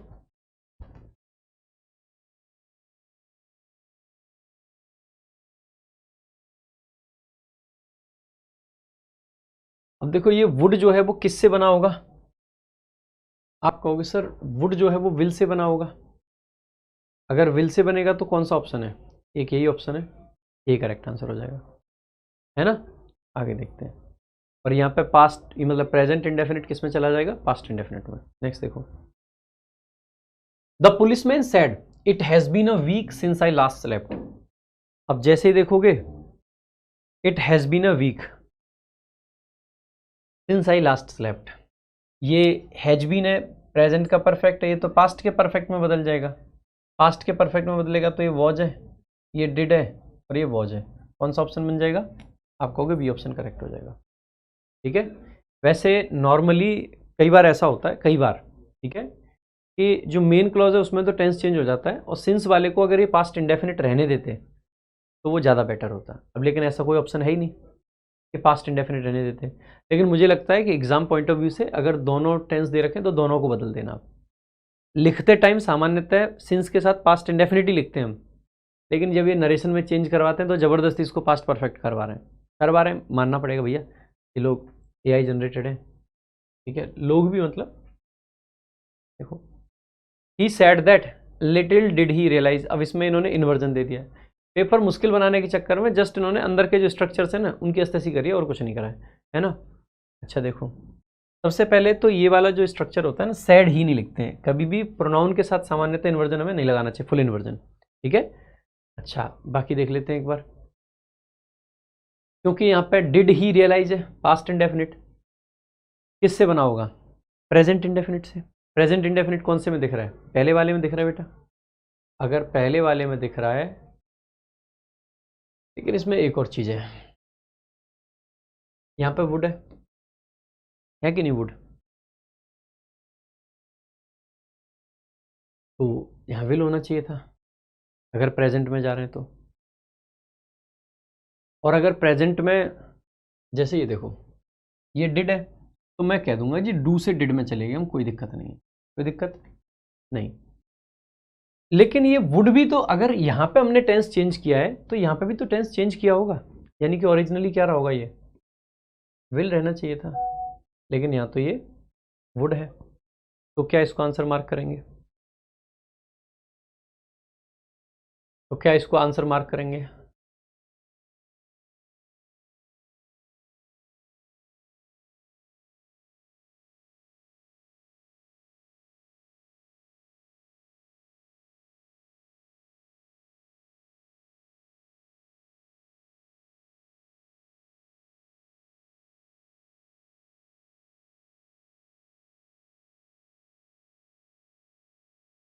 मैं तो नहीं कहूँगा कि ए मार्क करना चाहिए। उसके पीछे मैं एक और रीज़न दे देता हूँ आपको कि ए क्यों नहीं मार्क करना चाहिए। एक तो ये विल वाला रीज़न आ गया बेटा। दूसरा, आप एक बार इस बात को पढ़ के देखो, लिटिल डू आई रियलाइज, इसका मतलब है मुझे एहसास नहीं है। क्या एहसास नहीं है? कि मेरे शब्दों का क्या रिपरकशन होगा। सामान्यतः ऐसी बातें हम प्रेजेंट में कहते हैं या पास्ट में? नॉर्मली जब हम कोई बात कहते हैं तो बीइंग ह्यूमन बीइंग हमें ऐसा लगता है कि जो हम कह रहे हैं, जो हम कर रहे हैं, वो सब सही है। और जब कहते टाइम कभी कोई ये रियलाइज़ नहीं करता है कि मतलब ये वाली चीज़ तो कहते टाइम कोई नहीं कहेगा, प्रेजेंट में नहीं कहेगा इस चीज़ को कि मुझे रियलाइज़ नहीं है कि मेरे शब्दों का क्या मतलब होगा। ऐसा सामान्यतः प्रेजेंट में कोई नहीं कहेगा। ऐसी चीज़ कब कहते हैं हम? पास्ट में कहते हैं। यार मुझे तो रियलाइज़ भी नहीं था कि मेरे शब्दों का ये रिपरकशंस होंगे। रिपरकशंस यानी नेगेटिव परिणाम किसी चीज़ के। यानी कि सामान्यतः ये कब कहा जाएगा? पास्ट में। इसका मतलब है कि ओरिजिनली भी ये जो सेंटेंस है ना, ये ओरिजिनली ही पास्ट में बोला गया होगा, ना कि प्रेजेंट में। आज मैं कहूँगा तो मैं यही तो कहूँगा कि यार मुझे ना ज़्यादा रियलाइज़ नहीं हुआ था कि मेरे शब्दों का ऐसा परिणाम होगा। तो नॉर्मली ये बातें कब कही जाएंगी? पास्ट में। अगर पास्ट में कही जाएंगी तो B looks the best choice out of this, या यूं कहूँ कि ए में और बी में B looks the better choice. तो B is the correct answer. A को मैं एग्जैक्टली गलत कहूँ, वुड की वजह से गलत भी कह सकते हो वैसे, लेकिन ये जो डू है ना, ये आपको खूब फैंटेसाइज करेगा कि यार मुझे आंसर मार्क करो, लेकिन आपको इसकी फैंटेसी में आना नहीं है यार, है ना। तो यहाँ भी नहीं जाना है और यहाँ भी नहीं जाना है। आता ही समझ में। अच्छे क्वेश्चंस हैं एंड इन क्वेश्चंस को सॉल्व करने के लिए वी नीड मतलब सम काइंड ऑफ अंडरस्टैंडिंग। जो कोर रूल्स होते हैं ना, वो काम नहीं कर रहे हैं अब की बार। तो रूल से ज़्यादा अंडरस्टैंडिंग पे, और जितना आपने मेरे को पढ़ाते हुए देखा, आपने मेरे को पैसेज पढ़ाते हुए कल देखा होगा, आपने मेरे को वॉइस पढ़ाते हुए परसों देखा होगा, आज आप नरेशन पढ़ाते हुए देख रहे हैं। मैं कोशिश यही कर रहा हूँ कि मैं आपके जो सेंस है ना, उस पर काम कर पाऊँ। सोचने की क्षमता आपको अपने अंदर डेवलप करनी है। जस्ट आपको ना पपेट नहीं बनना है किसी के रूल्स का, ये रूल्स हैं वो हैं। इसीलिए मैं अक्सर करके जब इंग्लिश पढ़ाता हूँ अपने पेड बैच में, तो मैं कोई भी चीज़ समझाने से पहले ना उसको हिंदी में समझाता हूँ। First you need to understand the language. आपको पहले भाषा की समझ होना ज़रूरी है। चाहे वो भाषा हिंदी है, चाहे वो भाषा इंग्लिश है, वो बात की बात है। इंग्लिश के ग्रामर के रूल्स, ग्रामर की चीज़ें, मतलब मेरे को लगता है वो बहुत बात की चीज़ है। सबसे पहली जो नीड है वो ये है कि किसी भी व्यक्ति की भाषा को लेके समझ कैसी है, लैंग्वेज की अंडरस्टैंडिंग कैसी है, क्या बोलना, सुनना, समझना, ये स्किल्स उसके कैसे हैं। किसी भी व्यक्ति के द्वारा अगर कोई बात कही गई है तो उसको डिकोड करने का उसके अंदर कितना पावर है। ये जो फैक्टर्स हैं ये डिसाइड करते हैं कि आपके लैंग्वेज के स्किल्स कितने अच्छे होंगे। और ये स्किल्स आपको भाई अगर डेवलप करने, मैं तो आपको रिकमेंड करूँगा 100% आप जाइए English special VOD batch RG Vikramjit app से चेकआउट कीजिए। मतलब खतरनाक कंटेंट है, बढ़िया मज़ा आ जाएगा आपको, ये मैं आपको गारंटी दे सकता हूँ। ठीक है, आ जाइए। He indicated that unless the quorum were met promptly the charter amendments would lapse. अब इसका आंसर करेंगे भाई। देखो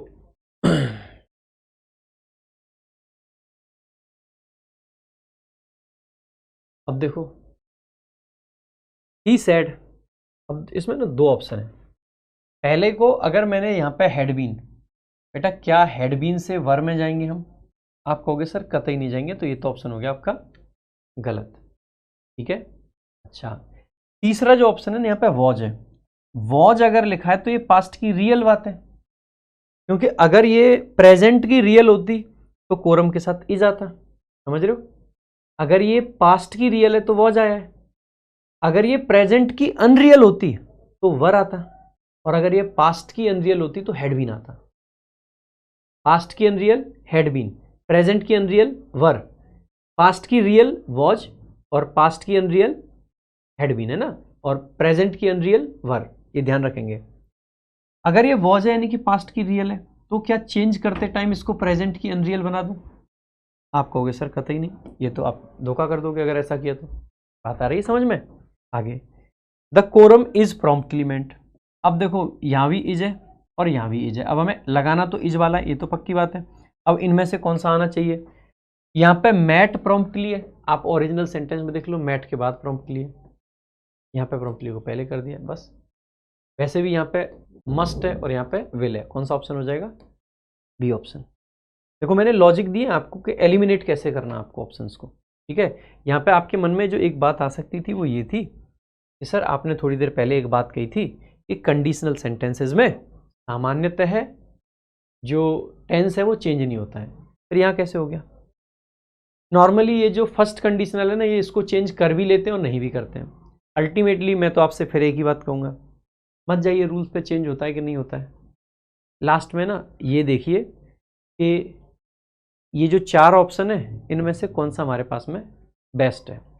यही पेपर पूछ रहा आपसे, जो सेंस यहाँ कह रहे हैं और जो सेंस यहाँ कह रहे हैं इसमें परिवर्तन नहीं होना चाहिए। मैं तो अगर यहाँ पे कोई ऑप्शन वर वाला होता मैं उसको मार्क करना बेटर समझता। आप कहोगे सर क्यों आप उसको बेटर समझते? मान लीजिए यहाँ पे एक ऑप्शन होता जो ऊपर लिखा हुआ है डिट्टो वही नीचे लिखा होता, मैं उसी को मार्क करता। वाई? क्यों नहीं टेंस चेंज करता? अभी जो ओरिजिनल सेंटेंस है इसमें ये कंडीशन है unless the quorum is met promptly, यानी कि ये प्रेजेंट की पॉसिबल कंडीशन है, रियल कंडीशन है। क्या नरेट करते टाइम कोई कंडीशन अनरियल होती है? भाई टेंस चेंज होने का मतलब है कि सिचुएशन जो जब कही गई थी तब ये प्रेजेंट थी, जब इसको दोबारा किसी के द्वारा कहा जा रहा है तो उस टाइम पे ये पास्ट हो गई। तो सिचुएशन प्रेजेंट से पास्ट होती है, लेकिन क्या ऐसा होता है कि कंडीशन जो पास्ट जब कही गई थी तब वो रियल थी और अब अनरियल हो गई हो? ऐसा तो नहीं होता है।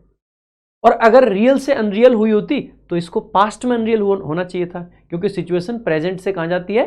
पास्ट में जाती है। तो कायदे से तो यहाँ पे हैड बीन होना चाहिए था, होना चाहिए था कि नहीं होना चाहिए था? लेकिन वैसा तो नहीं है। इसका मतलब है कि एग्जैक्टली हम ये नहीं कह रहे कि आपको रियल से अनरियल में जाना है, फिर भी यहां पे चले गए। क्यों चले गए? क्योंकि यहां पे कोई दूसरा ऑप्शन मेरे पास है ही नहीं। क्या कोई और ऑप्शन है आपके पास? है यहाँ पे नहीं है। नहीं है तो इन 4 में से यही है जो बेस्ट है और लास्ट में मुझे यही लगाना पड़ेगा। समझ रहे हैं भाई आप बात? हाँ, अगर इसको आपको चेंज ही करना था तो यहां से इज की जगह वॉज लगाते हैं ना, तो वो बेटर होता कि ये पास्ट की रियल कंडीशन बन के यहां चला जाता। समझ रहे?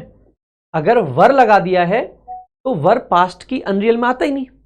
पास्ट की अनरियल में तो हैड बीन आता है, वर तो प्रेजेंट की अनरियल में आता है। यानी कि सिचुएशन आपने किस में रखी? प्रेजेंट में, लेकिन हमें करनी किस में चाहिए थी? पास्ट में। बट फिर वही कहूंगा कि अल्टीमेटली हमारे पास में ओपन चॉइस नहीं है। हमारे पास में जस्ट ये है कि ये आपका एक क्वेश्चन है, ये 4 ऑप्शन है, इन 4 ऑप्शन में से बताओ सबसे ज्यादा सही कौन सा है। बाद में मेरे को कमेंट बॉक्स में गाली मत देना, मैं बहुत लॉजिकल बातें कर रहा हूं आपके सामने। आपको सही लगे ना लगे वो अलग बात है, लेकिन जो है एग्जैक्टली मैं वही बताऊंगा। और मैं किसी एसएससी के आंसर को जस्टिफाई नहीं करना चाहता हूं कि एसएससी ने ये आंसर दे दिया तो मैं इसको जस्टिफाई कर दूं। मैं हमेशा एसएससी को क्रिटिसाइज करता आया हूं अगर कोई गलती करी है। अगर कोई क्वेश्चन अच्छा पूछा होता है ना इतने बीच में से भी, तो मैं कहता हूं यार बढ़िया क्वेश्चन है। ऑब्वियस सी बात है, अगर कोई आंसर गलत होता है तो मैं कहता हूं खुल के गलत है मतलब गलत है, क्या कर सकते हो। देखो भाई, the professor noted that the fellow had preserved even after his hypothesis were repeatedly invalidated। अब इसको हमें देखना है। देखो सबसे पहले यहां पे क्या है? इवन आफ्टर है। बेटा इवन आफ्टर है तो क्या यहां पे दो लिखेंगे? आप कहोगे नहीं सर। यहां पे क्या दो लिखेंगे? आप कहोगे नहीं। इवन आफ्टर दो ही बचे। अब इन दोनों में ही टेंस तो चेंज हो ही रखा है। टेंस चेंज एक मेजर कंसर्न रहता है नॉर्मली। वैसे ये एक नॉर्मल कंडीशन है, नॉर्मल मतलब कंडीशनल सेंटेंस नहीं है। और कंडीशनल सेंटेंस के अदरवाइज जो सेंटेंस होते हैं उनमें टेंस सामान्यतः चेंज होता है, तो यहाँ पे भी कर देंगे। तो प्रिजर्व्ड था तो उसको हैड प्रिजर्व्ड में चेंज कर दिया। ठीक है, आगे यहाँ पे हिज है। ठीक है, तो क्या योर से हिज बनाना है हमें? मैं कहूँगा योर से क्यों बनाओगे, योर का कोई सेंस ही नहीं बनता है यहाँ पे। ठीक है, हमें बेसिकली पॉजेसिव केस किसके लिए लगाना था? इस फेलो के लिए। फेलो तो एक नाउन है, अगर नाउन है तो नाउन के लिए हम क्या लगाएंगे? हिज लगाएंगे, ना कि योर। ठीक है, तो बी ऑप्शन आपका करेक्ट आंसर होगा। यार पानी पूनी पिला दो कुछ यार, यहाँ पे बॉटल ऑफिस में रखी है मेरे, में ऑफिस में से उठा लाओ। देखो अगला question, he sad would you assist me with this work. तो अब इसमें तो सिंपल ही है, ये तो सैड और वुड यू है। अब वुड यू को चेंज करेंगे, देखो अब की बार उल्टा चेंज करना है हमें, जब से हमें आदत हो गई होगी वो वाला चेंज करने की। तो सैड को बेसिकली आस्क में बदलेंगे तो ये तो गलत हो जाएगा, टोल्ड वाला गलत हो जाएगा, इफ आ जाएगा, ये ऑप्शन करेक्ट हो जाएगा। ठीक है, आगे देखें अगला क्वेश्चन आपका। अगला आपका क्वेश्चन है, he stated that the narrative would have been achieved greater cohesion had the author. वो ये हैड वाला आ गया, इसमें हैड ही चाहिए होगा हमें। ठीक है, तो had the author maintained a thing, ये वाला सही हो जाएगा आंसर, है ना। मतलब हैड ही ढूंढना आपको, और तो कुछ है ही नहीं इसमें। आगे देखेंगे, सिंपल सिंपल क्वेश्चन है ये। Pawan said alas I am ruined. अब देखो पवन ने कहा एक्सक्लेम्ड विथ सॉरो। जनरली जो एक्सक्लेमेटरी सेंटेंसेस होंगे ना, इनमें जो ज़्यादा डाटा वाला सेंटेंस होगा ना वो जनरली सही होगा। क्यों? यहाँ पे एक इमोशन है। जो छोटे ऑप्शंस होंगे ना सामान्य, देखो मैंने पूरे नरेशन के लिए नहीं कहा है, सिर्फ एक्सक्लेमेटरी अगर सेंटेंस है तो जनरली अगर जब हम इसको चेंज करेंगे तो जो सेंटेंस सही होगा उसमें इमोशन को पूरी तरीके से एक्सप्रेस किया जाएगा एआई के द्वारा। पूरे तरीके से एक्सप्रेस करेंगे तो जनरली वो ऑप्शन कैसा हो जाएगा, बड़ा हो जाएगा। तो एक्सक्लेमेटरी सेंटेंस में लंबे वाला ऑप्शन जो है ना वो काम करेगा। बाकी जगह में लंबे वाला ऑप्शन नहीं बता रहा हूँ, पहले बता रहा हूँ, आपको रूल्स वगैरह देखने पड़ेंगे, है ना। बाकी यहाँ पे भी आसानी से आप कर सकते थे। पहला एक्सक्लेमेटरी सेंटेंस है तो सैड से नहीं बनेगा, सैड से नहीं बनेगा, एक्सक्लेम्ड से तो बनेगा लेकिन एम नहीं होगा और आई नहीं होगा। He wondered whether he could ever master narration. मैं तो वंडर ये करता हूँ कि कभी तुम क्वेश्चन बनाने वालों, तुम कभी मास्टर कर पाओगे नरेशन को। मेरे को तो मतलब अचंभा इस चीज़ का है, तुम इन लोगों को रहा होगा कि कोई और के लिए, मुझे इन लोगों के लिए अचंभा है कि क्या इनको कभी हो पाएगा इन पे बदतमीजों पे। देखो तो ही वंडर्ड वेदर, देखो एवर है, तो क्या कुड से कुड बनाना है हमें, मैं तो नहीं कहूँगा। क्या विल से कुड बनाना है हमें, मैं तो ये भी नहीं कहूँगा। तो can I ever master narration, could I ever master narration. तो एवर के साथ कैन आपका बेस्ट है, ये आपका करेक्ट आंसर है। ठीक है, क्योंकि कैन से कुड जाएगा, एवर जनरली प्रेजेंट की सिचुएशंस में लिखते हैं, कुड लिखने की जरूरत नहीं है। ठीक है, आगे Akash said I had completed the assignment. अब हैड से उल्टा मत कर देना इसको, हैड को हैड में ही रखना है, हैज नहीं बदलेगा। हैड कंप्लीटेड है, वॉज है, और ये सिर्फ कंप्लीटेड है, कौन सा हो जाएगा, ये ऑप्शन, यही आपका करेक्ट आंसर होगा। आगे देखते हैं, Rajat wondered why the street lights had been left on all night. तो हैड बीन है तो हैड बीन किससे बना होगा, वर से बना होगा। ठीक है, वर से बना होगा, तो इसका मतलब क्या मानोगे आप, कौन सा ऑप्शन बनेगा। अच्छा, हैड बीन वैसे वर से भी बन सकता है बेटा और हैव बीन से भी बन सकता है। एक तो आर वाला ऑप्शन जो है ना उसको हटा देते हैं। ठीक है, आर वाला ऑप्शन हटा देते हैं। अच्छा, पहला option, why were the street lights left on all night. All night जो है ये पीरियड ऑफ टाइम दिखाता है, फॉर के जैसा सेंस देता है जनरली, और मतलब ऑल के साथ फॉर नहीं आता है। ठीक है, आगे, why have the street lights been left on all night. Since for के साथ में आप जनरली कौन सा टेंस लगाना प्रेफर करोगे। जैसे मान लीजिए मैं आपके सामने आता हूँ, देखो समटाइम्स हमें इन सब सिचुएशंस को इमेजिन करना पड़ेगा। आप किसी से पूछ रहे हो कि भाई ये स्ट्रीट लाइट्स पूरी रात ऑन क्यों छोड़ दी थी, या छोड़ दी हैं, या छोड़ दी गई हैं। जनरली पूरी रात जल रही हैं, ये बात कब कहेंगे, जब लाइट बंद हो जाएंगी या लाइट जल रही होंगी तभी। सामान्यतः अगर हमें एक ऐसा क्वेश्चन पूछना है कि भाई ये पूरी रात क्यों जली, तो जनरली कब बंद हो जाती हैं तब, या किसी को दिखा के भाई ये क्यों जल रही हैं, जनरली जब जल रही होती हैं।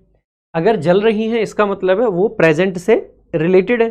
अगर प्रेजेंट से रिलेटेड है तो मैं कहूँगा कि ऐसे में आपको हैव प्लस वर्ब की थर्ड फॉर्म वाला जो है वो बेस्ट ऑप्शन बनना चाहिए। ठीक है, तो ये आपका करेक्ट आंसर हो जाएगा। सिंस फॉर वाला जो सेंटेंस बनते हैं ना, वही है ये हैड वाला पास्ट परफेक्ट का कोई सेंस नहीं है और वर वाले का भी कोई मतलब यहाँ पे।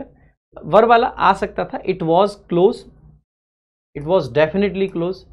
अगर हम सेंस ऐसा लेके चल रहे हैं कि मान लो लाइट्स बंद हो गई हैं और फिर मैं पूछ रहा हूँ कि भाई क्यों जली छोड़ दी थी, लेकिन जनरली अगर ऑल नाइट है और पास्ट की ही बात है तो यहीं पे परफेक्ट लिख देते, फिर उससे बेहतर तो इसमें थोड़ा सा डाउट रहता, लेकिन ये वाला जो क्लियर कट कॉन्टेक्स्ट है, तो आपका सी ऑप्शन जो है वो करेक्ट हो जाएगा। आगे देखेंगे, वाई आर यू सॉबिंग, तो आर से चला जाएगा भाई वॉज वर में। ठीक है, ये तो इंटेरोगेटिव का इंटेरोगेटिव छोड़ दिया है, ये तो टेंस ही यहाँ पे अलग चेंज कर दिया है, यहाँ पे भी हेल्पिंग वर्ब गायब है। कौन सा ऑप्शन हो जाएगा?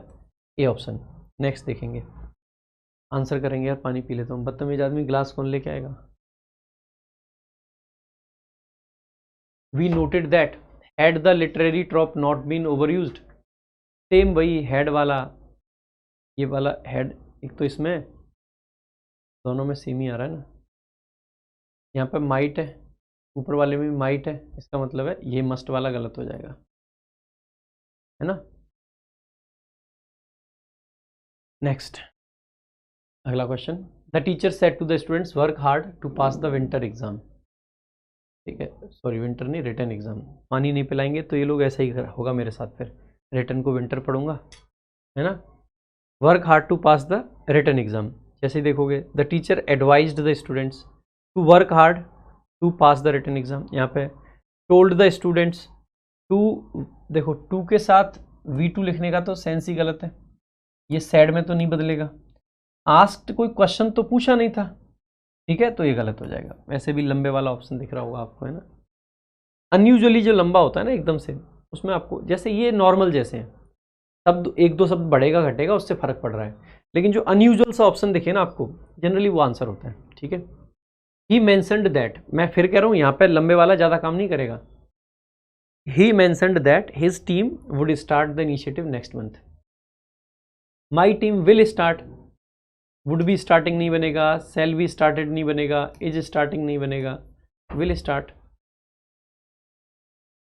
आगे, she said I was reading the news paper at that time. She said, तो देखो आई वॉज रीडिंग है, तो आई को तो बेसिकली सी में बदल देंगे, अब में सी है। ठीक है, अब सी हैड बीन रीडिंग आपका करेक्ट बन जाएगा, हैड बीन में चेंज कर देंगे बहुत से। चलो भाई अगला क्वेश्चन देखते हैं।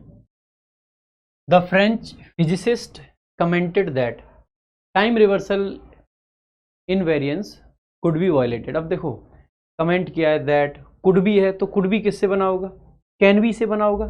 यहाँ पे कैन बी है, यहाँ पे इज है, ठीक है, यहाँ पे कुड बी है, और यहाँ पे बेसिकली वैन वगैरह लगा रखा है, तो आप कहोगे सर कैन बी वाला जो ऑप्शन है वो आपका करेक्ट आंसर हो जाएगा। ठीक है, आगे देखेंगे। अब थोड़ा सा स्पीड बढ़ा लेते हैं भाई, है ना। He said to her do you know the solution. बाकी अगर आपको भाई लग रहा है ना कि ये सीरीज आपके लिए फ़ायदा कर रही है, सब्सक्राइब करना, लाइक करना और शेयर करना भूलना नहीं है भाई। आप लोगों को जितने ज़्यादा लोगों को रिकमेंड कर सकते हो करना, क्योंकि धीरे धीरे चीज़ें लोगों तक पहुँचती हैं तो अच्छा लगता है, हम लोगों को भी लगता है कि मेहनत सफल हुई है। Do you know the solution, अब देखो क्योंकि क्वेश्चन है तो इफ़ या वेदर आएगा, यहाँ पे ना इफ़ है ना वेदर है, यहाँ पे दैट है, यहाँ पे वेदर है, यहाँ पे वेदर है। अब क्योंकि आपका टेंस तो चेंज होना ही है, टेंस चेंज होना है तो इसका मतलब है न्यू हो जाएगा। अगला क्वेश्चन देखेंगे। The curator observed that the records had been tampered with. अब जैसे ही देखोगे ना, ऑब्जर्व किया उसने जैसे, ठीक है, तो देखो हैड बीन या तो प्रेजेंट परफेक्ट से बना होगा या पास्ट के इंडेफिनिट से बनेगा। आर फेक तो बिल्कुल नहीं है, आर टेम्पर्ड से नहीं बनेगा। ठीक है, अब हैड बीन से ही रह गया होगा तो फिर आपका ये करेक्ट आंसर होगा। ठीक है, क्योंकि ये तो एक्टिव से मतलब पैसिव से एक्टिव कर दिया इन्होंने, तो ये वाला ऑप्शन इसलिए गलत हो जाएगा। आगे देखते हैं। The care taker noted that the pigments were deteriorating faster than the varnish could protect them. अब जैसे ही देखेंगे वर है तो यहाँ पे आर बना होगा, ठीक है, और यहाँ पे कुड है तो कैन रहा होगा, यहाँ पे कैन है, यहाँ पे आर है, इसका मतलब है ये लाइकली लग रहा है। ठीक है, बाकी और देख लेते हैं। यहाँ पे कैन था लेकिन यहाँ पे वर छोड़ दिया है, ठीक है, यहाँ पे V1 कर दिया है तो गलत हो जाएगा, डिटेरियोरेशन कर दिया है गलत हो जाएगा। ऑप्शन अगला क्वेश्चन अगला देखते हैं। She said I can play the sitar, जैसे ही आपने देखा तो कैन है, तो कैन की जगह पे क्या आ जाएगा, कुड आ जाएगा। अब देखो दैट कंजंक्शन एक में भी नहीं है, ड्रॉप कर रखा है इन्होंने, कोई बात नहीं है। टोल्ड नहीं कर सकते क्योंकि ऑब्जेक्ट नहीं है, ठीक है। माइट नहीं करेंगे और कैन को कैन नहीं छोड़ेंगे, तो कुड वाला ऑप्शन आपका करेक्ट हो जाएगा। आगे देखेंगे अगला, the diplomat reported that the negotiations were languishing because neither party would कंसीड procedural precedence. अब जैसे देखेंगे ना, वर है तो वर बेसिकली किससे बना होगा, आर से, ठीक है। और यहाँ पे क्या है, वुड है, तो वुड किससे बना होगा, विल, ठीक है। तो आप कहोगे the negotiations are languishing because neither party will be conceding procedural precedence, ठीक है। तो यहाँ पे थोड़ा सा ये गड़बड़ हो रही है कि ये वुड प्लस V1 है, ये would be plus V1 ING है, तो एक बार इसको रोकते हैं, बाकी ऑप्शंस देख लेते हैं। ये आर है और यहाँ पे विल कंसीड है, आप कहोगे ये वाला सही हो जाएगा, सी ऑप्शन है ना। तो देखो, तो सी ऑप्शन आपका इसका करेक्ट आंसर होगा, ठीक है भाई। सी दे रखा है, चौथा दिया है तो गलत है भाई, जो दे रखा है वो सी एकदम सही है। देखो भाई, इन्होंने ये कह रहे हैं कि चौथा ऑप्शन दे रखा है, the negotiations were languishing, are languishing because neither party will concede procedural precedence, ये सही है।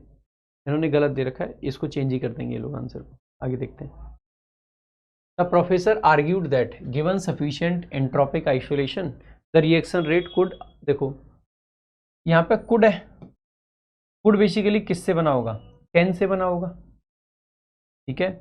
एक तो ये जो विल वाला ऑप्शन है ये एलिमिनेट हो जाएगा। अच्छा ये कुड है, अच्छा जरूरी नहीं है कि कुड कैन से ही बने, कुड कुड से भी तो बन सकता है, इसीलिए इसको एलिमिनेट बाद में करेंगे, पहले देख लेते हैं। यहाँ पे कैन है और यहाँ पे हेड है, तो हेड तो एलिमिनेट हो जाएगा। तो the professor said given sufficient entropic isolation the reaction rate can asymptotically approach zero, ठीक है। ये सी ऑप्शन करेक्ट आंसर हो जाएगा। चलो भाई अगला क्वेश्चन देखते हैं। The professor argued that given sufficient entropic isolation the reaction rate could, अब देखो कुड यहाँ पे हमारा कीवर्ड होना चाहिए। अगर कुड दे रखा है इसका मतलब है कि हमें यहाँ पे बेसिकली क्या सर्च करना पड़ेगा, कैन देखना पड़ेगा, है ना।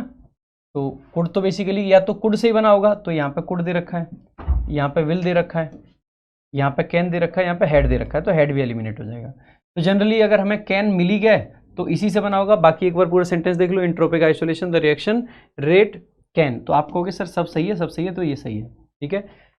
बट ये जो ए ऑप्शन है वो एसएससी की तरफ से आंसर दिया गया है, जो कि गलत है। ऐसा नहीं है कि पूरे तरीके से गलत है, ए आंसर हो सकता था, कुड को कुड में रख सकते थे, और कुड यहाँ पे, अब देखो यहाँ पे कुड आना चाहिए या कैन आना चाहिए, बेस्ट तो, क्योंकि देखो कैन को भी कुड में ही चेंज करते और कुड को भी कुड में ही चेंज करते, ठीक है। अब हमें इस सेंटेंस को देखना है कि अगर मान लो ये नरेशन का क्वेश्चन ना होता हमारे सामने और ये क्वेश्चन हमारा एक फिल इन द ब्लैंक का होता, जहाँ पे हमारे पास में मॉडल भरने कि कैन भरोगे या कुड भरोगे, गिवन सफिशिएंट एंट्रोपिक आइसोलेशन। अगर हमें सफिशिएंट एंट्रोपिक आइसोलेशन दिया जाए तो जो रिएक्शन रेट है वो असिम्प्टोटिकली अप्रोच जीरो। अब ये कह रहा है कि वो जीरो अप्रोच, अब देखो कुड अगर लगाते हैं तो ये दिखाता है रिमोट पॉसिबिलिटी, ठीक है। और अगर हम कैन दिखाते हैं तो ये लगभग उसकी मतलब कहता है कि क्षमता बन जाती है। अब अगर कहीं ना कहीं ये देखें, ये कह रहा है कि अगर इसको सफिशिएंट एंट्रोपिक आइसोलेशन दिया जाए, कौन कह रहा है, एक प्रोफेसर कह रहा है, तो प्रोफेसर एक रिमोट पॉसिबिलिटी बता रहा होगा सामान्यतः, या फिर एक ऐसी चीज बता रहा होगा कि जो कि जनरली होगी साइंटिफिक फैक्ट के तरीके से। मुझे लगता है कि प्रोफेसर वगैरह साइंटिफिक फैक्ट की तरफ जाते हैं, तो जो कैन वाला ऑप्शन है ना, दैट्स अ बेटर चॉइस। बाकी एसएससी ने ए ऑप्शन दिया है, मे भी हो सकता है गलत आंसर दे रखा है, और मे भी हो सकता है उन्होंने इस लॉजिक से दे दिया कि ये तो जी रिमोट पॉसिबिलिटी, मुझे नहीं लगता है रिमोट पॉसिबिलिटी है। एसएससी ने ए दिया है, मैं तो कहूंगा C option is the correct answer. अगर सी नहीं होता तो मैं ए को मार्क कर सकता था। The researcher said that the rare orchid had, अब देखो यहाँ पे हेड है, तो हेड बेसिकली हेड के साथ में क्या है, जर्मिनेटेड, यानी कि हेड प्लस V3 है, तो या तो बेसिकली ये पास्ट इंडेफिनिट से बनेगा या प्रेजेंट के परफेक्ट से बनेगा, ठीक है। अब देख लेते हैं एक बार, यहाँ पे जर्मिनेटेड है, यहाँ पे डिड जर्मिनेट है। अब देखो पॉजिटिव सेंटेंस में डिड का कोई सेंस नहीं बनता है, यहाँ पे हेड जर्मिनेटेड है, ठीक है, और यहाँ पे जर्मिनेट्स है, तो ये भी गलत हो जाएगा। अब देखो हेड से ही लेके जाएंगे या डिड से, तो मुझे लगता है कि ये जो पास्ट इंडेफिनिट है वहां से लेके जाना बेटर आपका ऑप्शन होता है, तो ये आपका करेक्ट आंसर हो जाएगा। हाँ, सी अगर नहीं होता तो मे बी हम कहते हैं कि ए आपका बेटर चॉइस होता, ठीक है, लेकिन सी अवेलेबल है तो सी सही है। Manish said I shall return soon, Manish ने कहा कि मैं जल्दी लौटूंगा, तो बेसिकली सेल को किस में बदल देंगे हम, वुड में बदल देंगे। तो Manish said he would return soon, मैंने शुरुआत में बताया था सेल विल सामान्यतः वुड में बदले जाते हैं, हालांकि कुछ सिचुएशंस ऐसी होती हैं खास करके अगर हम परमिशन मांग रहे हैं या कुछ कर रहे हैं तो ऐसे केस में नॉर्मली सेल को हम शुड में बदल देते हैं। She asked him if he had ever been to Kashmir, अब देखो एवर आ रखा है तो सामान्यतः प्रेजेंट का परफेक्ट टेंस यहाँ पे बना होगा, ठीक है। Have you ever been to Kashmir, ये आपका करेक्ट आंसर हो जाएगा। एवर को देखते ही समझ जाना कि परफेक्ट टेंस आएगा, ना कि पास्ट का indefinite. Did you ever go to Kashmir नहीं होगा, ठीक है। आगे देखेंगे। She said let him go, उसने कहा कि उसे जाने दो। मैंने आपको बताया भी था कि लेट को जनरली हमें ना चेंज कर देते हैं, ठीक है। She said let him go, direct ऐसे तो बिल्कुल जो कहते हो तो नहीं लिखा जाएगा। She suggested him to go, अब ये पहली बात तो सजेस्टेड के साथ में ना इन्फिनिटिव नहीं आना चाहिए। अच्छा, दूसरी चीज आपको ये ध्यान रखनी है, सजेस्टेड हिम नहीं होता है, सजेस्टेड टू हिम होता है, तो ये भी गलत हो जाएगा। सी ऑर्डर्ड किसको ऑर्डर किया, तो ये तो पता ही नहीं है। टू लेट हिम गो, ये भी नहीं होगा। तो C suggested that he should be allowed to go, जब लेट होता है तो लेट को बेसिकली किस में चेंज कर देते हैं, अलाउड में, बी अलाउड टू में, है ना, तो ये करेक्ट आंसर हो जाएगा। आगे देखेंगे। ही सेड मतलब he said I have seen that web series already, अब देखो आई हैव सीन है तो ये तो हेड सीन में बदल जाएगा, यहाँ पे हेड सीन एक ऑप्शन है, बाकी सब जगह हेड सीन नहीं है, तो यही आपका करेक्ट ऑप्शन हो जाएगा। आगे अगर देखेंगे अगला क्वेश्चन आपका, तो Rehan said to Mallika the Somnath temple is in Prabhas Patan in Gujarat, अब जैसे ही देखोगे ये तो फैक्ट है, अगर ये फैक्ट है तो इसमें चेंज नहीं होना चाहिए टेंस, ठीक है। जो चीज यहाँ पे है सोमनाथ टेम्पल है, तो इसका मतलब है ये आपका करेक्ट आंसर हो जाएगा, क्योंकि यहाँ पे हैज कर रखा है, हेड कर रखा है, वॉज कर रखा है, ठीक है। तो एक ही ऑप्शन बचा, यही करेक्ट आंसर है। आगे देखेंगे। Roshni said to Rakesh time and tide, ये भी क्या है आपका एक फैक्ट है, अगर फैक्ट है एक प्रोवर्ब है यानी कि टेंस चेंज नहीं होना चाहिए, तो वेटेड है वेटेड है वेटेड है, एक ही ऑप्शन है वेट्स, ये आपका करेक्ट आंसर हो जाएगा। आगे देखेंगे अगला आपका, ठीक है। वैसे time and tide are two different things, ठीक है, और इसके साथ जनरली वेट लगाते हैं, ठीक है। तो ये इन्होंने यहाँ पे वैसे गलत लगा रखा है, ठीक है। ये नहीं लग रहा है कि एआई जनरेटेड क्वेश्चंस हैं, ठीक है। ये मुझे लगता है उसके नहीं है ना, ये अलग बनाए गए क्वेश्चंस हैं, क्योंकि एआई जनरेटेड में वो एरर नहीं आता उसमें। The teacher said that the sun rises in the east, अब यहाँ पे राइजेज है तो ये भी किससे बना होगा, राइजेज से ही बना होगा, ये आपका करेक्ट आंसर हो जाएगा, ठीक है। आगे देखेंगे। The officer said had I known about the problem earlier I would have, ये भी हैड वाला ही है, हैड वाला है, तो कौन सा बन जाएगा, the officer said he had, ये तो गलत ही हो जाएगा। न्यू न्यू, तो ठीक है। अब ये देखेंगे न्यू वाला है, ये तो गलत हो जाएगा। अब देखो हैड आई नोन है, लेकिन इसको इन्होंने किससे बनाया, इफ के साथ बना रखा है, ये करेक्ट आंसर होगा, बाकी सब तो गलत ही है, ठीक है। यहाँ पे नो कर रखा है, ये गलत हो जाएगा। तो यहाँ देखोगे इफ के साथ है और यहाँ देखोगे इन्वर्जन में है, तो ऐसा भी पॉसिबल है कि एक जगह इन्वर्जन हो और दूसरी जगह पे इन्वर्जन ना लगा रखा हो। आगे देखेंगे। She said to her friend what a beautiful painting you have made, अब क्या है ये आपका एक्सक्लेमेटरी सेंटेंस है, एक्सक्लेमेटरी सेंटेंस है तो एक्सक्लेम्ड वाला आपका आएगा, है ना। तो exclaimed to her friend, told her friend, ये तो टोल्ड बताना नहीं है, एक्सक्लेम्ड टू हर फ्रेंड, ठीक है। साउटेड, साउटेड भी उतना अच्छा नहीं लगेगा यहाँ पे, ठीक है। अब देख लेते हैं। She exclaimed to her friend that she had made a very beautiful painting,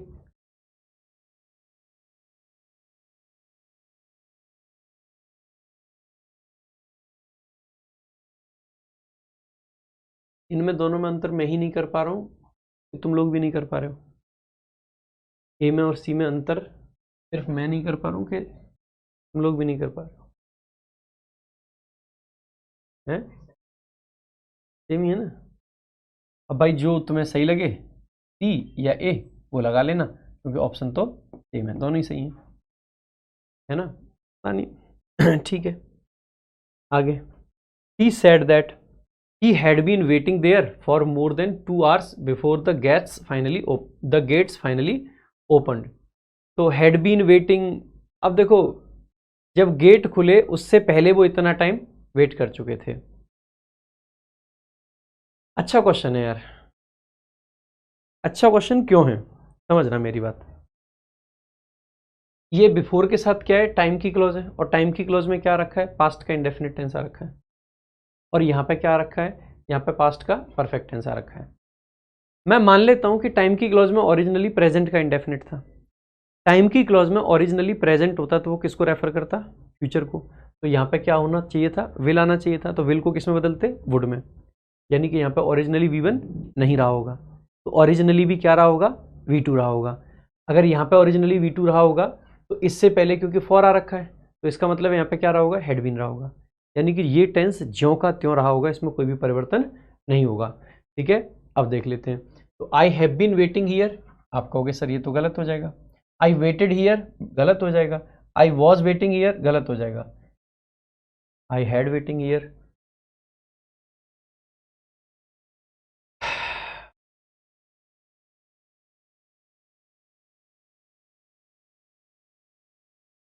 ये कद्दू हैं क्वेश्चन बनाने वाले। ठीक है, अरे इन बेवकूफ़ों को इतनी बेसिक सी बात समझ नहीं है कि अगर हमने सिंस या फॉर का प्रयोग कर लिया तो हमें कॉन्टिन्यूस टेंस का प्रयोग नहीं करना चाहिए।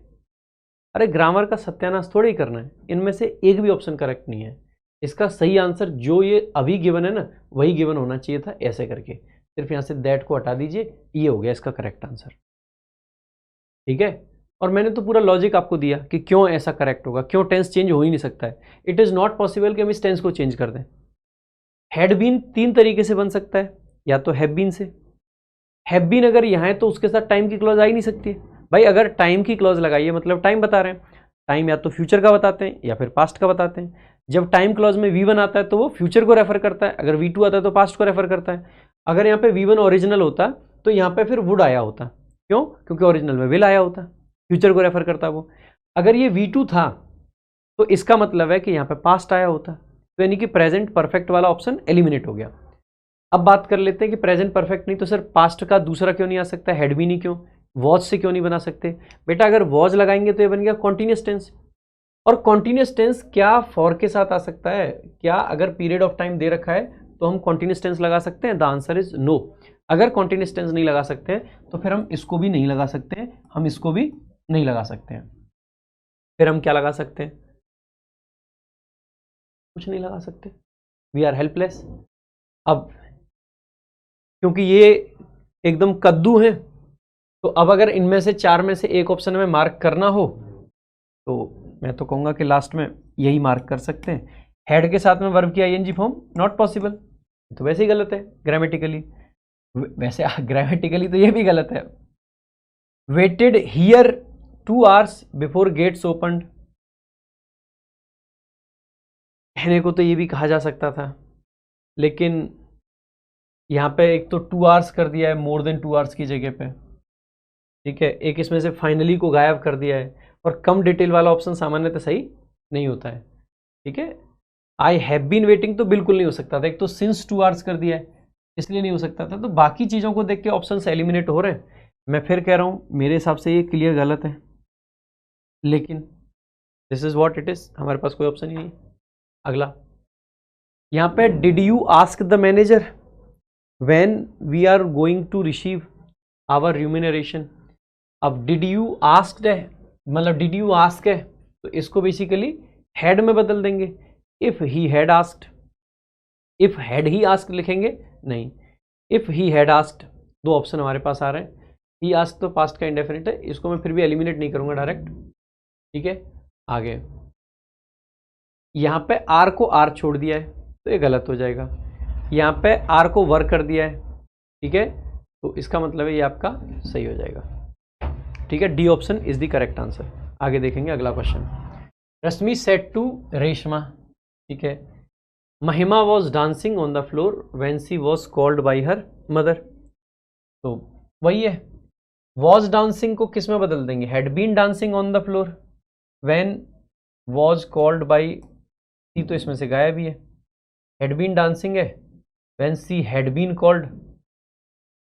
जनरली जो टाइम क्लॉज होती है ना उसमें टेंस हमें बदलना नहीं चाहिए। अब कई बार हमारे पास में ऐसा ऑप्शन होगा ही नहीं जिसमें ना बदला गया हो, एक बार हमें यहाँ पे देखना पड़ेगा। हैड डांस्ड तो गलत है क्योंकि कॉन्टिन्यूस से इंडेफिनिट में तो नहीं, मतलब परफेक्ट में तो नहीं जाते हैं। 2 ऑप्शन तो हम एलिमिनेट कर पा रहे हैं। अब आगे देख लेते हैं। रश्मि टोल्ड रेशमा दैट महिमा, अब वॉज डांसिंग को, वॉज डांसिंग तो नहीं छोड़ेंगे, महिमा was dancing on the floor when she was called by her mother. यहाँ पे टेंस को चेंज नहीं किया दोनों में से किसी को।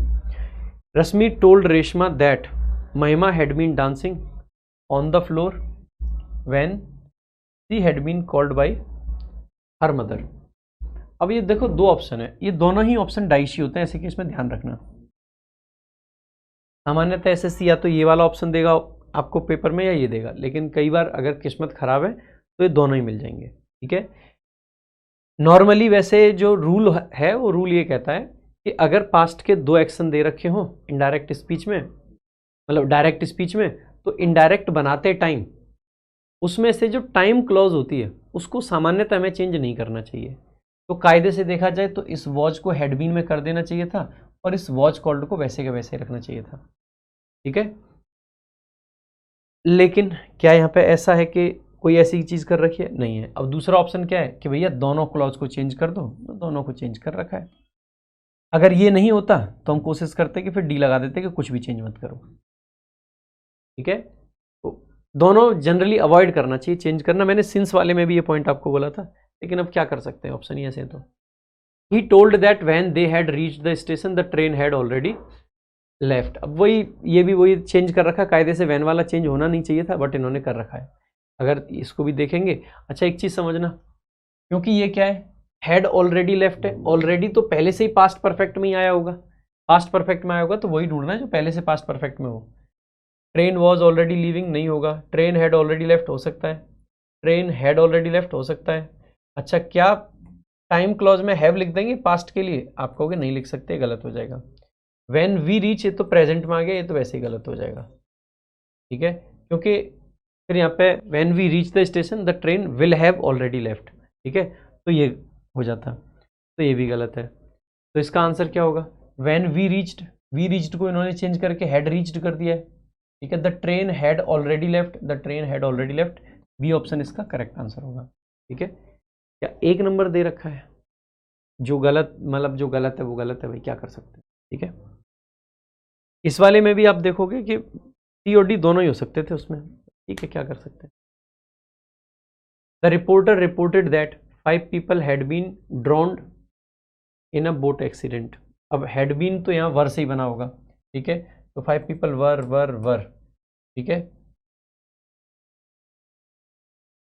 अच्छा ड्रॉनिंग है, मैं कह रहा ये तो सारे ही सेम लग रहे हैं। ठीक है, ड्रॉन्ड है तो यहाँ भी ड्रॉनिंग नहीं आएगा।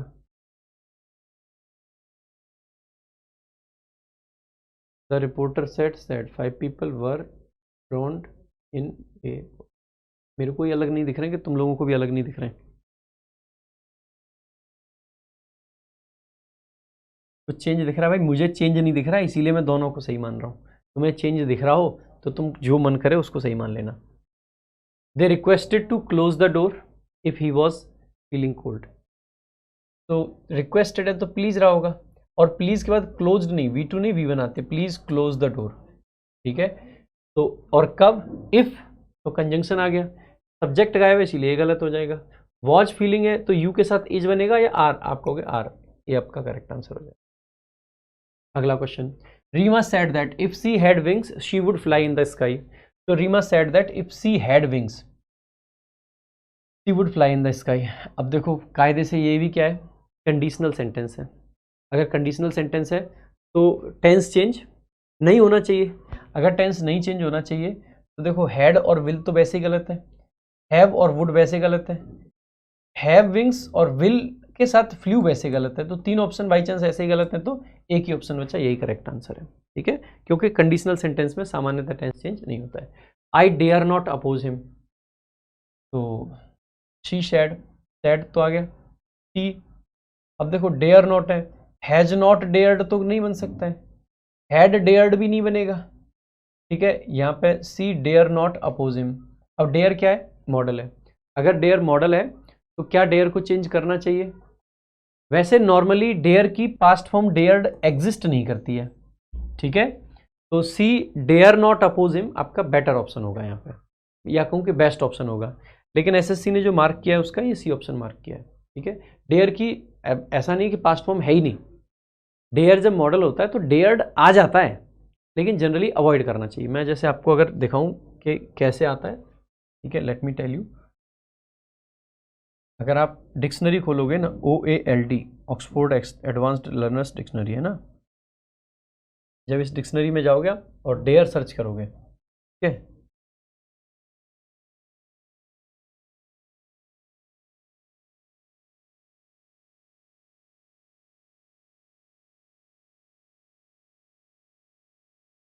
डेयर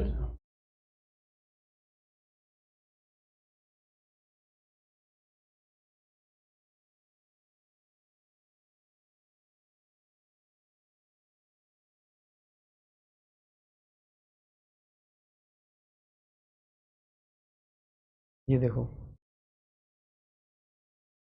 इनका कहना है कि it can also be used like a modal verb especially in present tense negative form and is followed by an infinitive without to. जैसे I dare not tell her, लेकिन ये किस टेंस में यूज करने की बात कर रहे हैं? प्रेजेंट टेंस में। तो क्या इसको पास्ट में यूज करना चाहिए था? मेरे हिसाब से तो नहीं यूज करना चाहिए, ठीक है, क्योंकि नीड हो गया या डेयर हो गया ये सामान्यतः चेंज नहीं होते हैं। अब लेकिन लिटरेरी सेंस में एक एग्जांपल आप बस ये वाला देख लो तो आपको शायद हो सकता है कि क्लैरिटी मिल जाए कि इन्होंने ये क्यों मार रखा है, ठीक है। ये वाला जो एग्जांपल है, the subject dared verb not आ गया और फिर ब्रीथ दे दिया। नॉर्मली चेंज नहीं करते, लेकिन डेयर को क्योंकि अब इन्होंने यहाँ कर रखा है तो मे बी आपको आगे के लिए ध्यान रखना है कि ये आगे चेंज करके चलेंगे कि डेयर को डेयर्ड। मैंने ये कहा है कि जनरली नहीं करना चाहिए, आपने नीचे ग्रामेटिकल पॉइंट में पढ़ा जनरली नहीं करना चाहिए, लेकिन लिटरेरी सेंस में अगर कहें कि टू फॉर्मल जब हम हो जाते हैं तो वहाँ पे चल जाता है, इसीलिए इन्होंने सी को मार्क कर रखा है, ठीक है। आई कैन नॉट से एग्जैक्टली ये गलत है इनका आंसर, ठीक है। ये ऐसी चीज़ें हैं जो ग्रे एरिया है इंग्लिश में, जिस पर डिफाइंड रूल्स ज़्यादा जगह नहीं है। बाकी मैं कहूँगा अगर चल जाता है तो फिर एसएससी वाले इसको मानेंगे, अगर ये ऑप्शन ना होता तो फिर हम डी को मान लेते हैं, ठीक है भाई। आगे देखते हैं। देखो जो है जैसे है मैं वैसे बताऊंगा आपको। देखो, the farmer asked his wife why she was upset when he had just return from the city. तो जस्ट तो जनरली प्रेजेंट के परफेक्ट में आता है, तो यहाँ ये जो हैड रिटर्न है ये किससे बना होगा? प्रेजेंट परफेक्ट से, प्रेजेंट परफेक्ट से बनेगा। तो लेकिन देखो, why did you upset when I return, अब डिड को वॉज में ले जाएंगे कोई सेंस बनेगा नहीं। Why are you upset when I just return, are you upset अगर कोई व्यक्ति अब अपसेट है तो रिटर्न होने की बात भी अभी की होगी, तो ये प्रेजेंट में रहना चाहिए ना कि पास्ट में। तो why are you upset when I have just return from the city, ये आपका करेक्ट आंसर हो जाएगा, ठीक है, ये ऑप्शन। नेक्स्ट देखेंगे अगला क्वेश्चन आपका। The climatologist said that if global temperatures kept rising, ठीक है, सी लेवल्स वुड थ्रेटन मेजर। अब देखो ये कैसी सिचुएशन दे दी इन्होंने, एक कंडीशन है ये भी इफ वाली, अगर इफ वाली कंडीशन इन्होंने दे रखी है देख लेते हैं। अब देखो यहाँ पे विल नहीं है तो विल से वुड बन सकता था अगर टेंस चेंज करते, लेकिन जनरली कंडीशनल में टेंस चेंज नहीं होता है, तो यहाँ पे कैप्ट रहेगा और ओरिजिनल में विल नहीं क्या रहेगा? वुड रहेगा। यहाँ पे हेड कैप्ट है इसीलिए गलत है, ये कैप्ट है और यहाँ पे वुड है। ऑप्शन सी आपका करेक्ट आंसर हो जाएगा, कंडीशनल में टेंस चेंज नहीं करना है। The analyst stated that inflation could have been controlled if monetary policies had been revised earlier. अब जैसे हम देखेंगे the analyst stated, could have been controlled और ये हैड बीन है, ठीक है, तो कुड हैव बीन को कुड हैव बीन रखेंगे तो कुड भी गलत हो जाएगा, ठीक है, हैड बीन वाला गलत हो जाएगा क्योंकि इन्फ्लेशन के साथ तो कुड वाला आना है ना, और कैन वाला भी गलत हो जाएगा। कौन सा ऑप्शन सही हो जाएगा? ये ऑप्शन आपका करेक्ट आंसर होगा। आगे देखते हैं next. The astronomer noted that Jupiter's rotation was the fastest among all planets.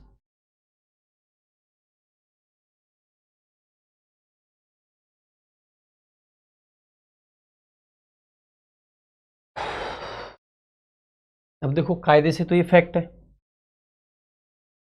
ठीक है। अगर आप ये कह रहे हैं कि जो एस्ट्रोनॉमर था उसने ये नोट किया कि जो जुपिटर का रोटेशन है वो फास्टेस्ट है among all planets in the solar system, तो फिर यहाँ पे इसको इज से वॉच कैसे कर दिया? ये तो नहीं होना चाहिए था। तो क्या ऐसी संभावना है कि जो एस्ट्रोनॉमर ने जब कहा तभी वो पास्ट में कहा हो। मान लो एस्ट्रोनॉमर ये कह रहा है कि देखो जी, जुपिटर का जो रोटेशन है वो फास्टेस्ट हुआ करता था, अब किसी और का फास्टेस्ट है। अब इसमें नॉलेज की ज़रूरत पड़ेगी। ज्योग्राफी आपको आती है कि नहीं आती है? फास्टेस्ट रोटेशन किसका है, कौन से प्लेनेट का है? सर्च कर गूगल पे, उस पर ही डिपेंड करेगा इसका आंसर कायदे से। तो देखो एक बार, बात समझ रहे हो? देखो, अगर हम ये मान के चलें कि ये एग्जिस्टिंग फैक्ट है और इज मान लिया, अगर इज लिख रहे हैं तो इसका मतलब फैक्ट है भाई। अगर एस्ट्रोनॉमर कह रहा है कि ये है तो अब तो नहीं बदला है हाल फिलहाल में, तो ठीक है। अगर ये फैक्ट है तो इज को फिर वॉज नहीं करना चाहिए था। दूसरी सिचुएशन क्या हो सकती है कि एस्ट्रोनॉमर ने ये कहा कि जुपिटर का हुआ करता था, अभी भी जुपिटर है, जुपिटर ही है, तो यार फिर वॉज नहीं लिखना चाहिए था इनको। फिर इनका क्वेश्चन भी गलत है और फिर इनका आंसर भी गलत है। मेरे हिसाब से डी होना चाहिए और यहाँ पे वॉज की जगह इज होना चाहिए, क्योंकि जो फैक्ट है वो फैक्ट है। अगर ऐसी सिचुएशन बनती कि हाँ भाई जुपिटर का पहले हुआ करता था और अब नहीं है, तो फिर बात अलग थी। देखो भाई, he asked whether in view of the delays caused by external vendors the timeline for delivery could be reconsidered. तो in view of delays caused by external vendors could be है, तो could be की जगह पे क्या क्या आएगा, can be, ठीक है। so could the delivery timeline be reconsidered because of the delays by the external vendors, she asked. would तो नहीं आएगा। अच्छा, यहाँ पे ना can you review भी नहीं आएगा। अच्छा, क्या क्वेश्चन पूछने के लिए हम कुड नहीं यूज़ कर सकते? जैसे मैंने वहाँ भी कहा था कि कैन और कुड दोनों चल जाएंगे। कुड से भी कुड बन सकता है और बेसिकली कैन से भी कुड बन सकता है। तो दो ऑप्शन तो ये तो वुड की वजह से गलत हो गया, ठीक है। तो फिर आपका क्या बचा? So could the delivery timeline be reconsidered because of, तो इन व्यू ऑफ को बेसिकली इन्होंने क्या कर दिया, because of the delays by external vendors yet. ये ऑप्शन आपका करेक्ट आंसर होगा और कुछ बन ही नहीं सकता है। इज देयर एनी चांस वगैरह नहीं आएगा, ये तो पूरा का पूरा बदल ही दे रहा है, ठीक है। आगे देखेंगे। So great was is shock that he could barely utter a word, ठीक है। अब जैसे आप इसको देखते हैं तो sad the nurse, so the nurse sad, ठीक है। So the nurse sad that, ठीक है। अब देखो, so great was his shock, अब इसको हमें ना सो ग्रेट वॉज को हैड हिज शॉक बीन में बदलना चाहिए, that he could barely utter a word.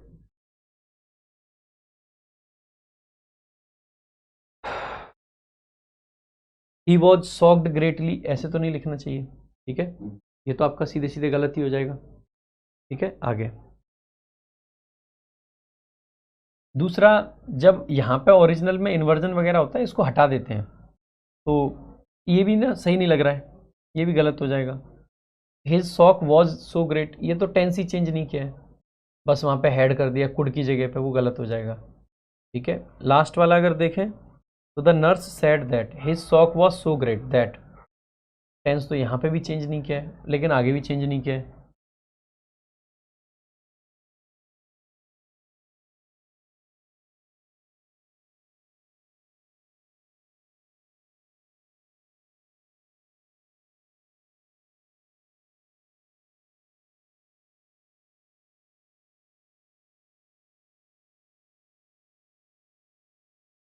Generally जब सबॉर्डिनेट क्लॉज हम लिखते हैं ना, तो सबॉर्डिनेट क्लॉज के अंदर इन्वर्जन नहीं लगाते हैं। मेन क्लॉज में सामान्यतः इन्वर्जन लगता है, तो इसीलिए ये इन्वर्जन की वजह से ये वाला गलत हो रहा है, तो इसीलिए इसको गलत मानना ही पड़ेगा।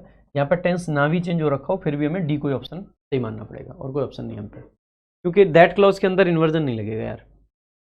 The professor reminded the students that if they had not registered on the portal by midnight their submissions would not be accepted. अब देखो, मैं जैसे क्वेश्चंस है ना एज इट इज आपको करा रहा हूँ, मैं कोई इसमें फिल्टर नहीं लगा के बता रहा हूँ। पेपर में भी मेरा यही रिएक्शन होता है इन क्वेश्चंस को देख के। अगर आपको लगता है क्या रिएक्शन होता है, कुछ क्वेश्चंस को मैं कह रहा हूँ कि दोनों ही हो सकते हैं, हो सकते हैं तो हो सकते हैं। कई बार मुझे खुद भी रुक के सोचना पड़ रहा है कि इनमें से दोनों में से कौन सा ऑप्शन बेस्ट है, तो सोचना पेपर में भी पड़ता है, यहाँ भी पड़ रहा है। देखो, the professor reminded the students that if they had not registered on the portal. अब वही एक कंडीशनल सेंटेंस है, कंडीशनल सेंटेंसेस में सामान्यतः टेंस चेंज नहीं होते हैं, तो अब देख लीजिए एक बार, तो वुड नॉट बी एक्सेप्टेड, तो submission will not be accepted if you don't registered, तो ये तो डोंट से तो हेड में तो नहीं जाएंगे। If you haven't registered by midnight your work won't be accepted, submission accept करने थे ना कि work. Register on the portal by midnight और your submissions will be rejected, ये तो हो सकता है वार्निंग दी है, ठीक है। रिमाइंडेड द स्टूडेंट्स,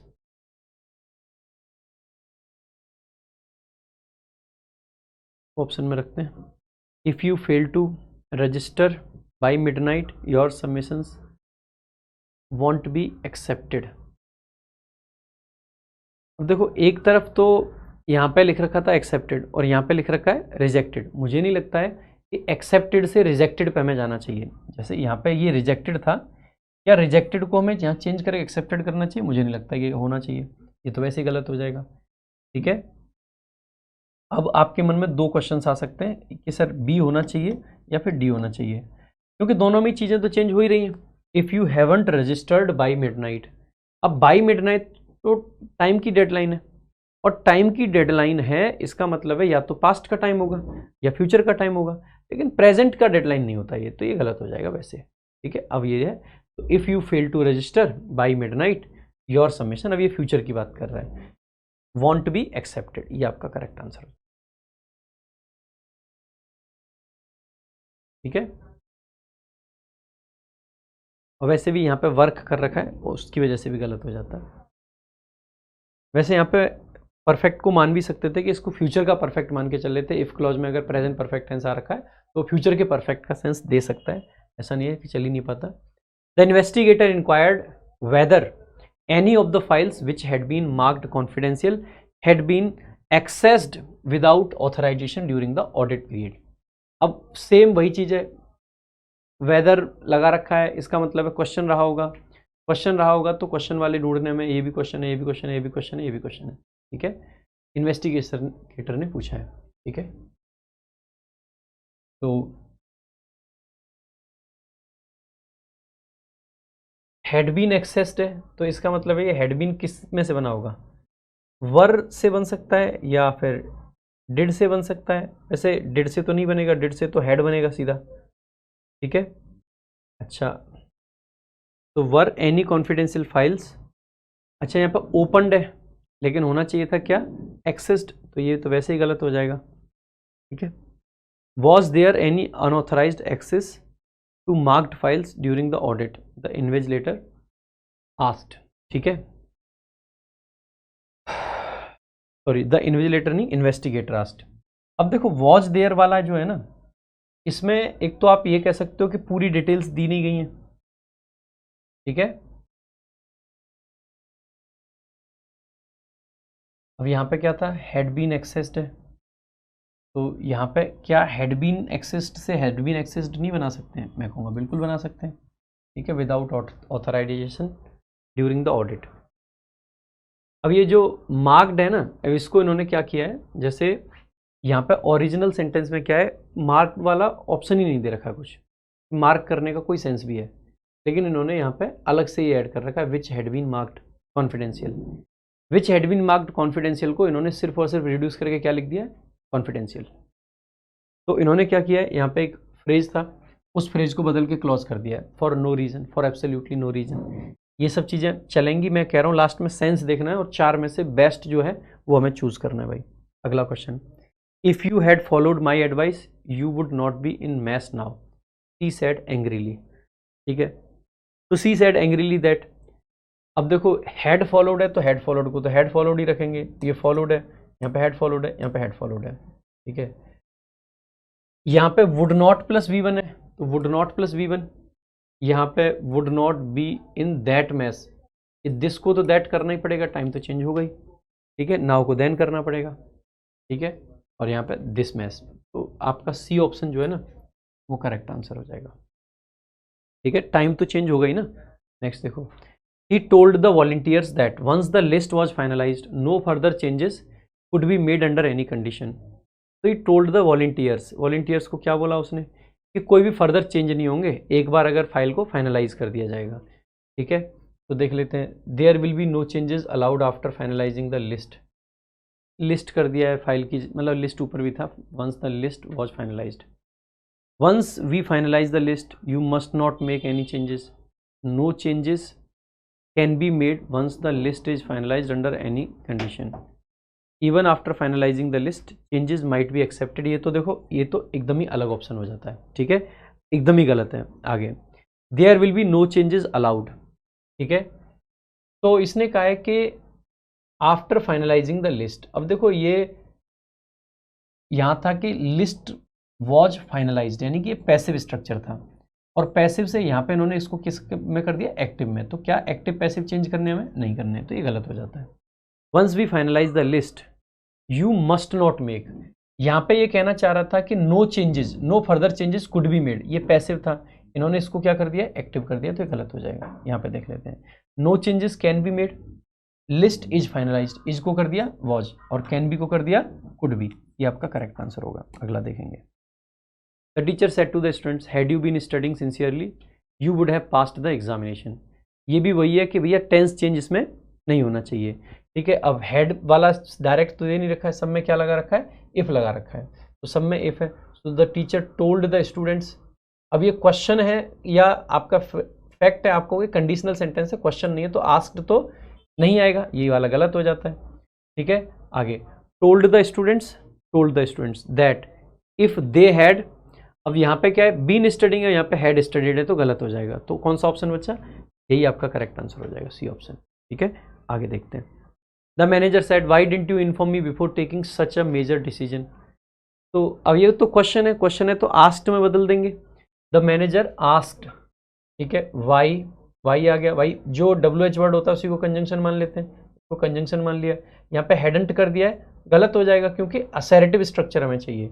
यहाँ पे डिडंट है, गलत हो जाएगा, असैरेटिव स्ट्रक्चर चाहिए। ठीक है, डिड नॉट इन्फॉर्म, क्या डिड नॉट को डिड नॉट छोड़ देंगे, हेड नॉट में बदलेंगे, हेड नॉट में बदलेंगे, ये करेक्ट हो जाएगा। आगे देखेंगे अगला क्वेश्चन आपका, if I had non you were coming. अब ये क्या है, कंडीशनल सेंटेंस है, क्या टेंस चेंज होगा, मैं कहूँगा नहीं चेंज होगा। नहीं चेंज होगा तो फिर इसका मतलब है कि आपको जैसे था वैसे लिख दीजिए, said that if he had known I was coming. ठीक है, he would prepare something. If he had known I was coming. अब देखो यहाँ पे क्या है, ई हैड नोन, यहाँ पे क्या है, हैड नोन, और यहाँ पे भी क्या है, ई हैड नोन। ठीक है, अच्छा, यू वर कमिंग को यू को तो आई में बदल देंगे, हैड कम तो नहीं लिख सकते। ठीक है, वो तो नहीं बदलेगा।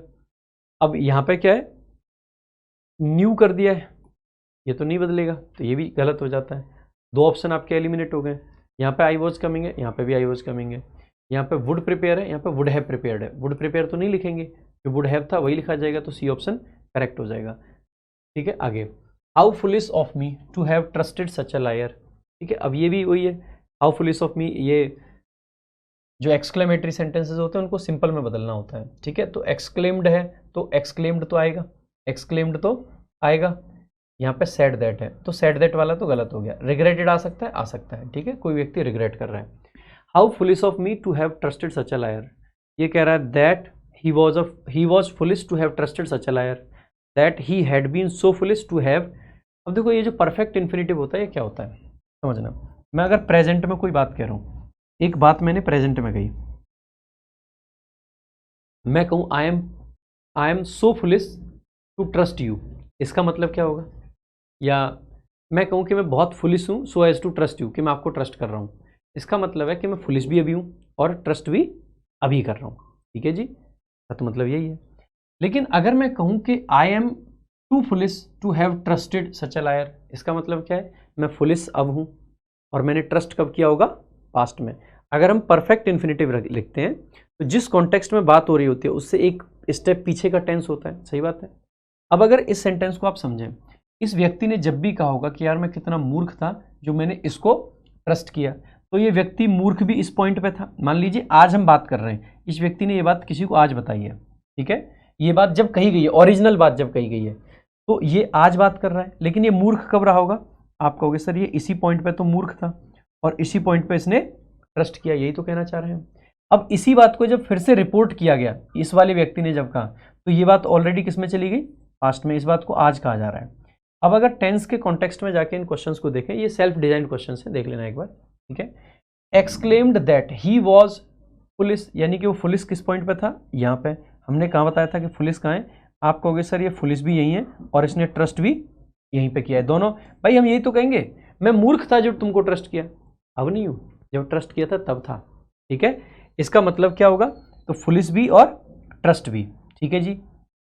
आगे देखते हैं, तो इसका मतलब है ये तो ये कह रहा है कि मैं मूर्ख था कब, इस जगह पे, और ट्रस्ट कब किया, इससे भी पहले, क्योंकि यहाँ पे क्या है परफेक्ट इन्फिनेटिव, तो फुलिश वाली बात, और ये तो ट्रस्ट यहाँ पे और फुलिश होना यहाँ पे, क्या मैं यही कहना चाह रहा था, आप कहोगे सर नहीं। दूसरे यहाँ पे ये भी कह सकते हो कि एक्सक्लेम के साथ में हमने कोई इमोशन नहीं लिखा है कि किस इमोशन के साथ बात कर रहे हैं। ही रिग्रेटेड, रिग्रेट किया क्या चीज़ पे, ही हैड बीन, अगर रिग्रेट हम इस जगह पे कर रहे थे पास्ट में, है ना, तो हैड बीन यानी कि पास्ट ऑफ पास्ट, तो बेसिकली ये फुलिश कब था, पास्ट ऑफ पास्ट, और फिर इसके भी पास्ट में ये क्या था, ट्रस्ट किया था, तो क्या ट्रस्ट इससे भी पहले किया था, नहीं, आप कहोगे इसी जगह पे किया था, तो इसका मतलब है ये वाला भी ऑप्शन आपका एलिमिनेट हो जाता है। अब सी ऑप्शन देख लेते हैं, ही एक्सक्लेम्ड, एक्सक्लेम किया इस जगह पे, बात तो इस जगह पे बताइए, विथ रिग्रेट, रिग्रेट दिखाया है किस चीज़ के लिए, कि वह फुलिश था, फुलिश कब था यहाँ, और ट्रस्ट कब किया, आप देखो सिंपल इन्फिनेटिव कर दिया है, सिंपल इन्फिनेटिव क्यों हुआ, क्योंकि जो परफेक्ट इन्फिनेटिव था उसको बदल के परफेक्ट टेंस बना दिया है, ठीक है, तो इन्फिनेटिव को सिंपल कर दिया, तो इसी जगह पे फुलिश था, इसी जगह पे ट्रस्ट किया, और this is the correct answer भाई, ठीक है। तो ये सेल्फ डिजाइंड क्वेश्चन है और आई होप आपको अच्छा लगा होगा। If only I were rich, ये वही कंडीशन वाला सेंटेंस आ गया, ठीक है, कंडीशन वाला है तो टेंस चेंज नहीं होगा, टेंस चेंज नहीं होगा तो हैड बीन नहीं बनेगा, he were rich, so that तो नहीं बनेगा, he were rich he would travel, आप कहोगे ये सही है, if only he was rich, अब वॉज तो नहीं बन सकता है, क्यों, रियल से मतलब अनरियल नहीं करना है, अनरियल से रियल नहीं करना है, ये गलत हो जाता है। वैसे यहाँ से ओनली को हटा दिया, सिर्फ इफ छोड़ दिया, कोई बात नहीं है, आगे देखेंगे। The captain shouted to the soldiers, advance immediately और यू विल बी पनिश्ड, उसने कहा कि भैया एडवांस करो तुरंत, नहीं तो पनिश किया जाएगा। Ordered the soldiers to advance immediately और दे वुड बी पनिश्ड, लग रहा है जैसे सही करेक्ट आंसर यही होगा, ठीक है, सीधा ऑर्डर ही तो करेगा, कैप्टन क्या करेगा, ऑर्डर करेगा। आगे, the captain shouted to the soldiers that they must advance immediately और बी पनिश्ड, सिर्फ बी पनिश्ड नहीं, और दे विल बी पनिश्ड पूरा लिखना पड़ेगा, वैसे भी यहाँ पे दैट क्लॉज लगाने की जरूरत नहीं थी, ठीक है। आगे, the captain commanded that the soldiers should advance immediately, मैंने क्या कहा है, क्योंकि क्या है ये आपका इंपेरेटिव सेंटेंस है, इंपेरेटिव सेंटेंस जनरली किससे बनता है, 2+V1 से, तो इसका मतलब इसको भी हटा देंगे, और टू एडवांस इमीडिएटली अदरवाइज, यहाँ पे अदरवाइज लगाने की जरूरत ही नहीं है, अगर ओरिजिनल में और है तो और लगाना है आपको, ठीक है। आगे देखते हैं, what a beautiful evening it is, अच्छा एक चीज और ध्यान देंगे, क्वेश्चन टैग अगर आपका इनडायरेक्ट में आ जाए तो डायरेक्ट में अगर क्वेश्चन टैग आ जाए तो इनडायरेक्ट बनाते टाइम क्वेश्चन टैग को हटा देते हैं, क्वेश्चन टैग को हटा देते हैं, तो ये आस्क वाला गलत है, ये आस्क वाला गलत है।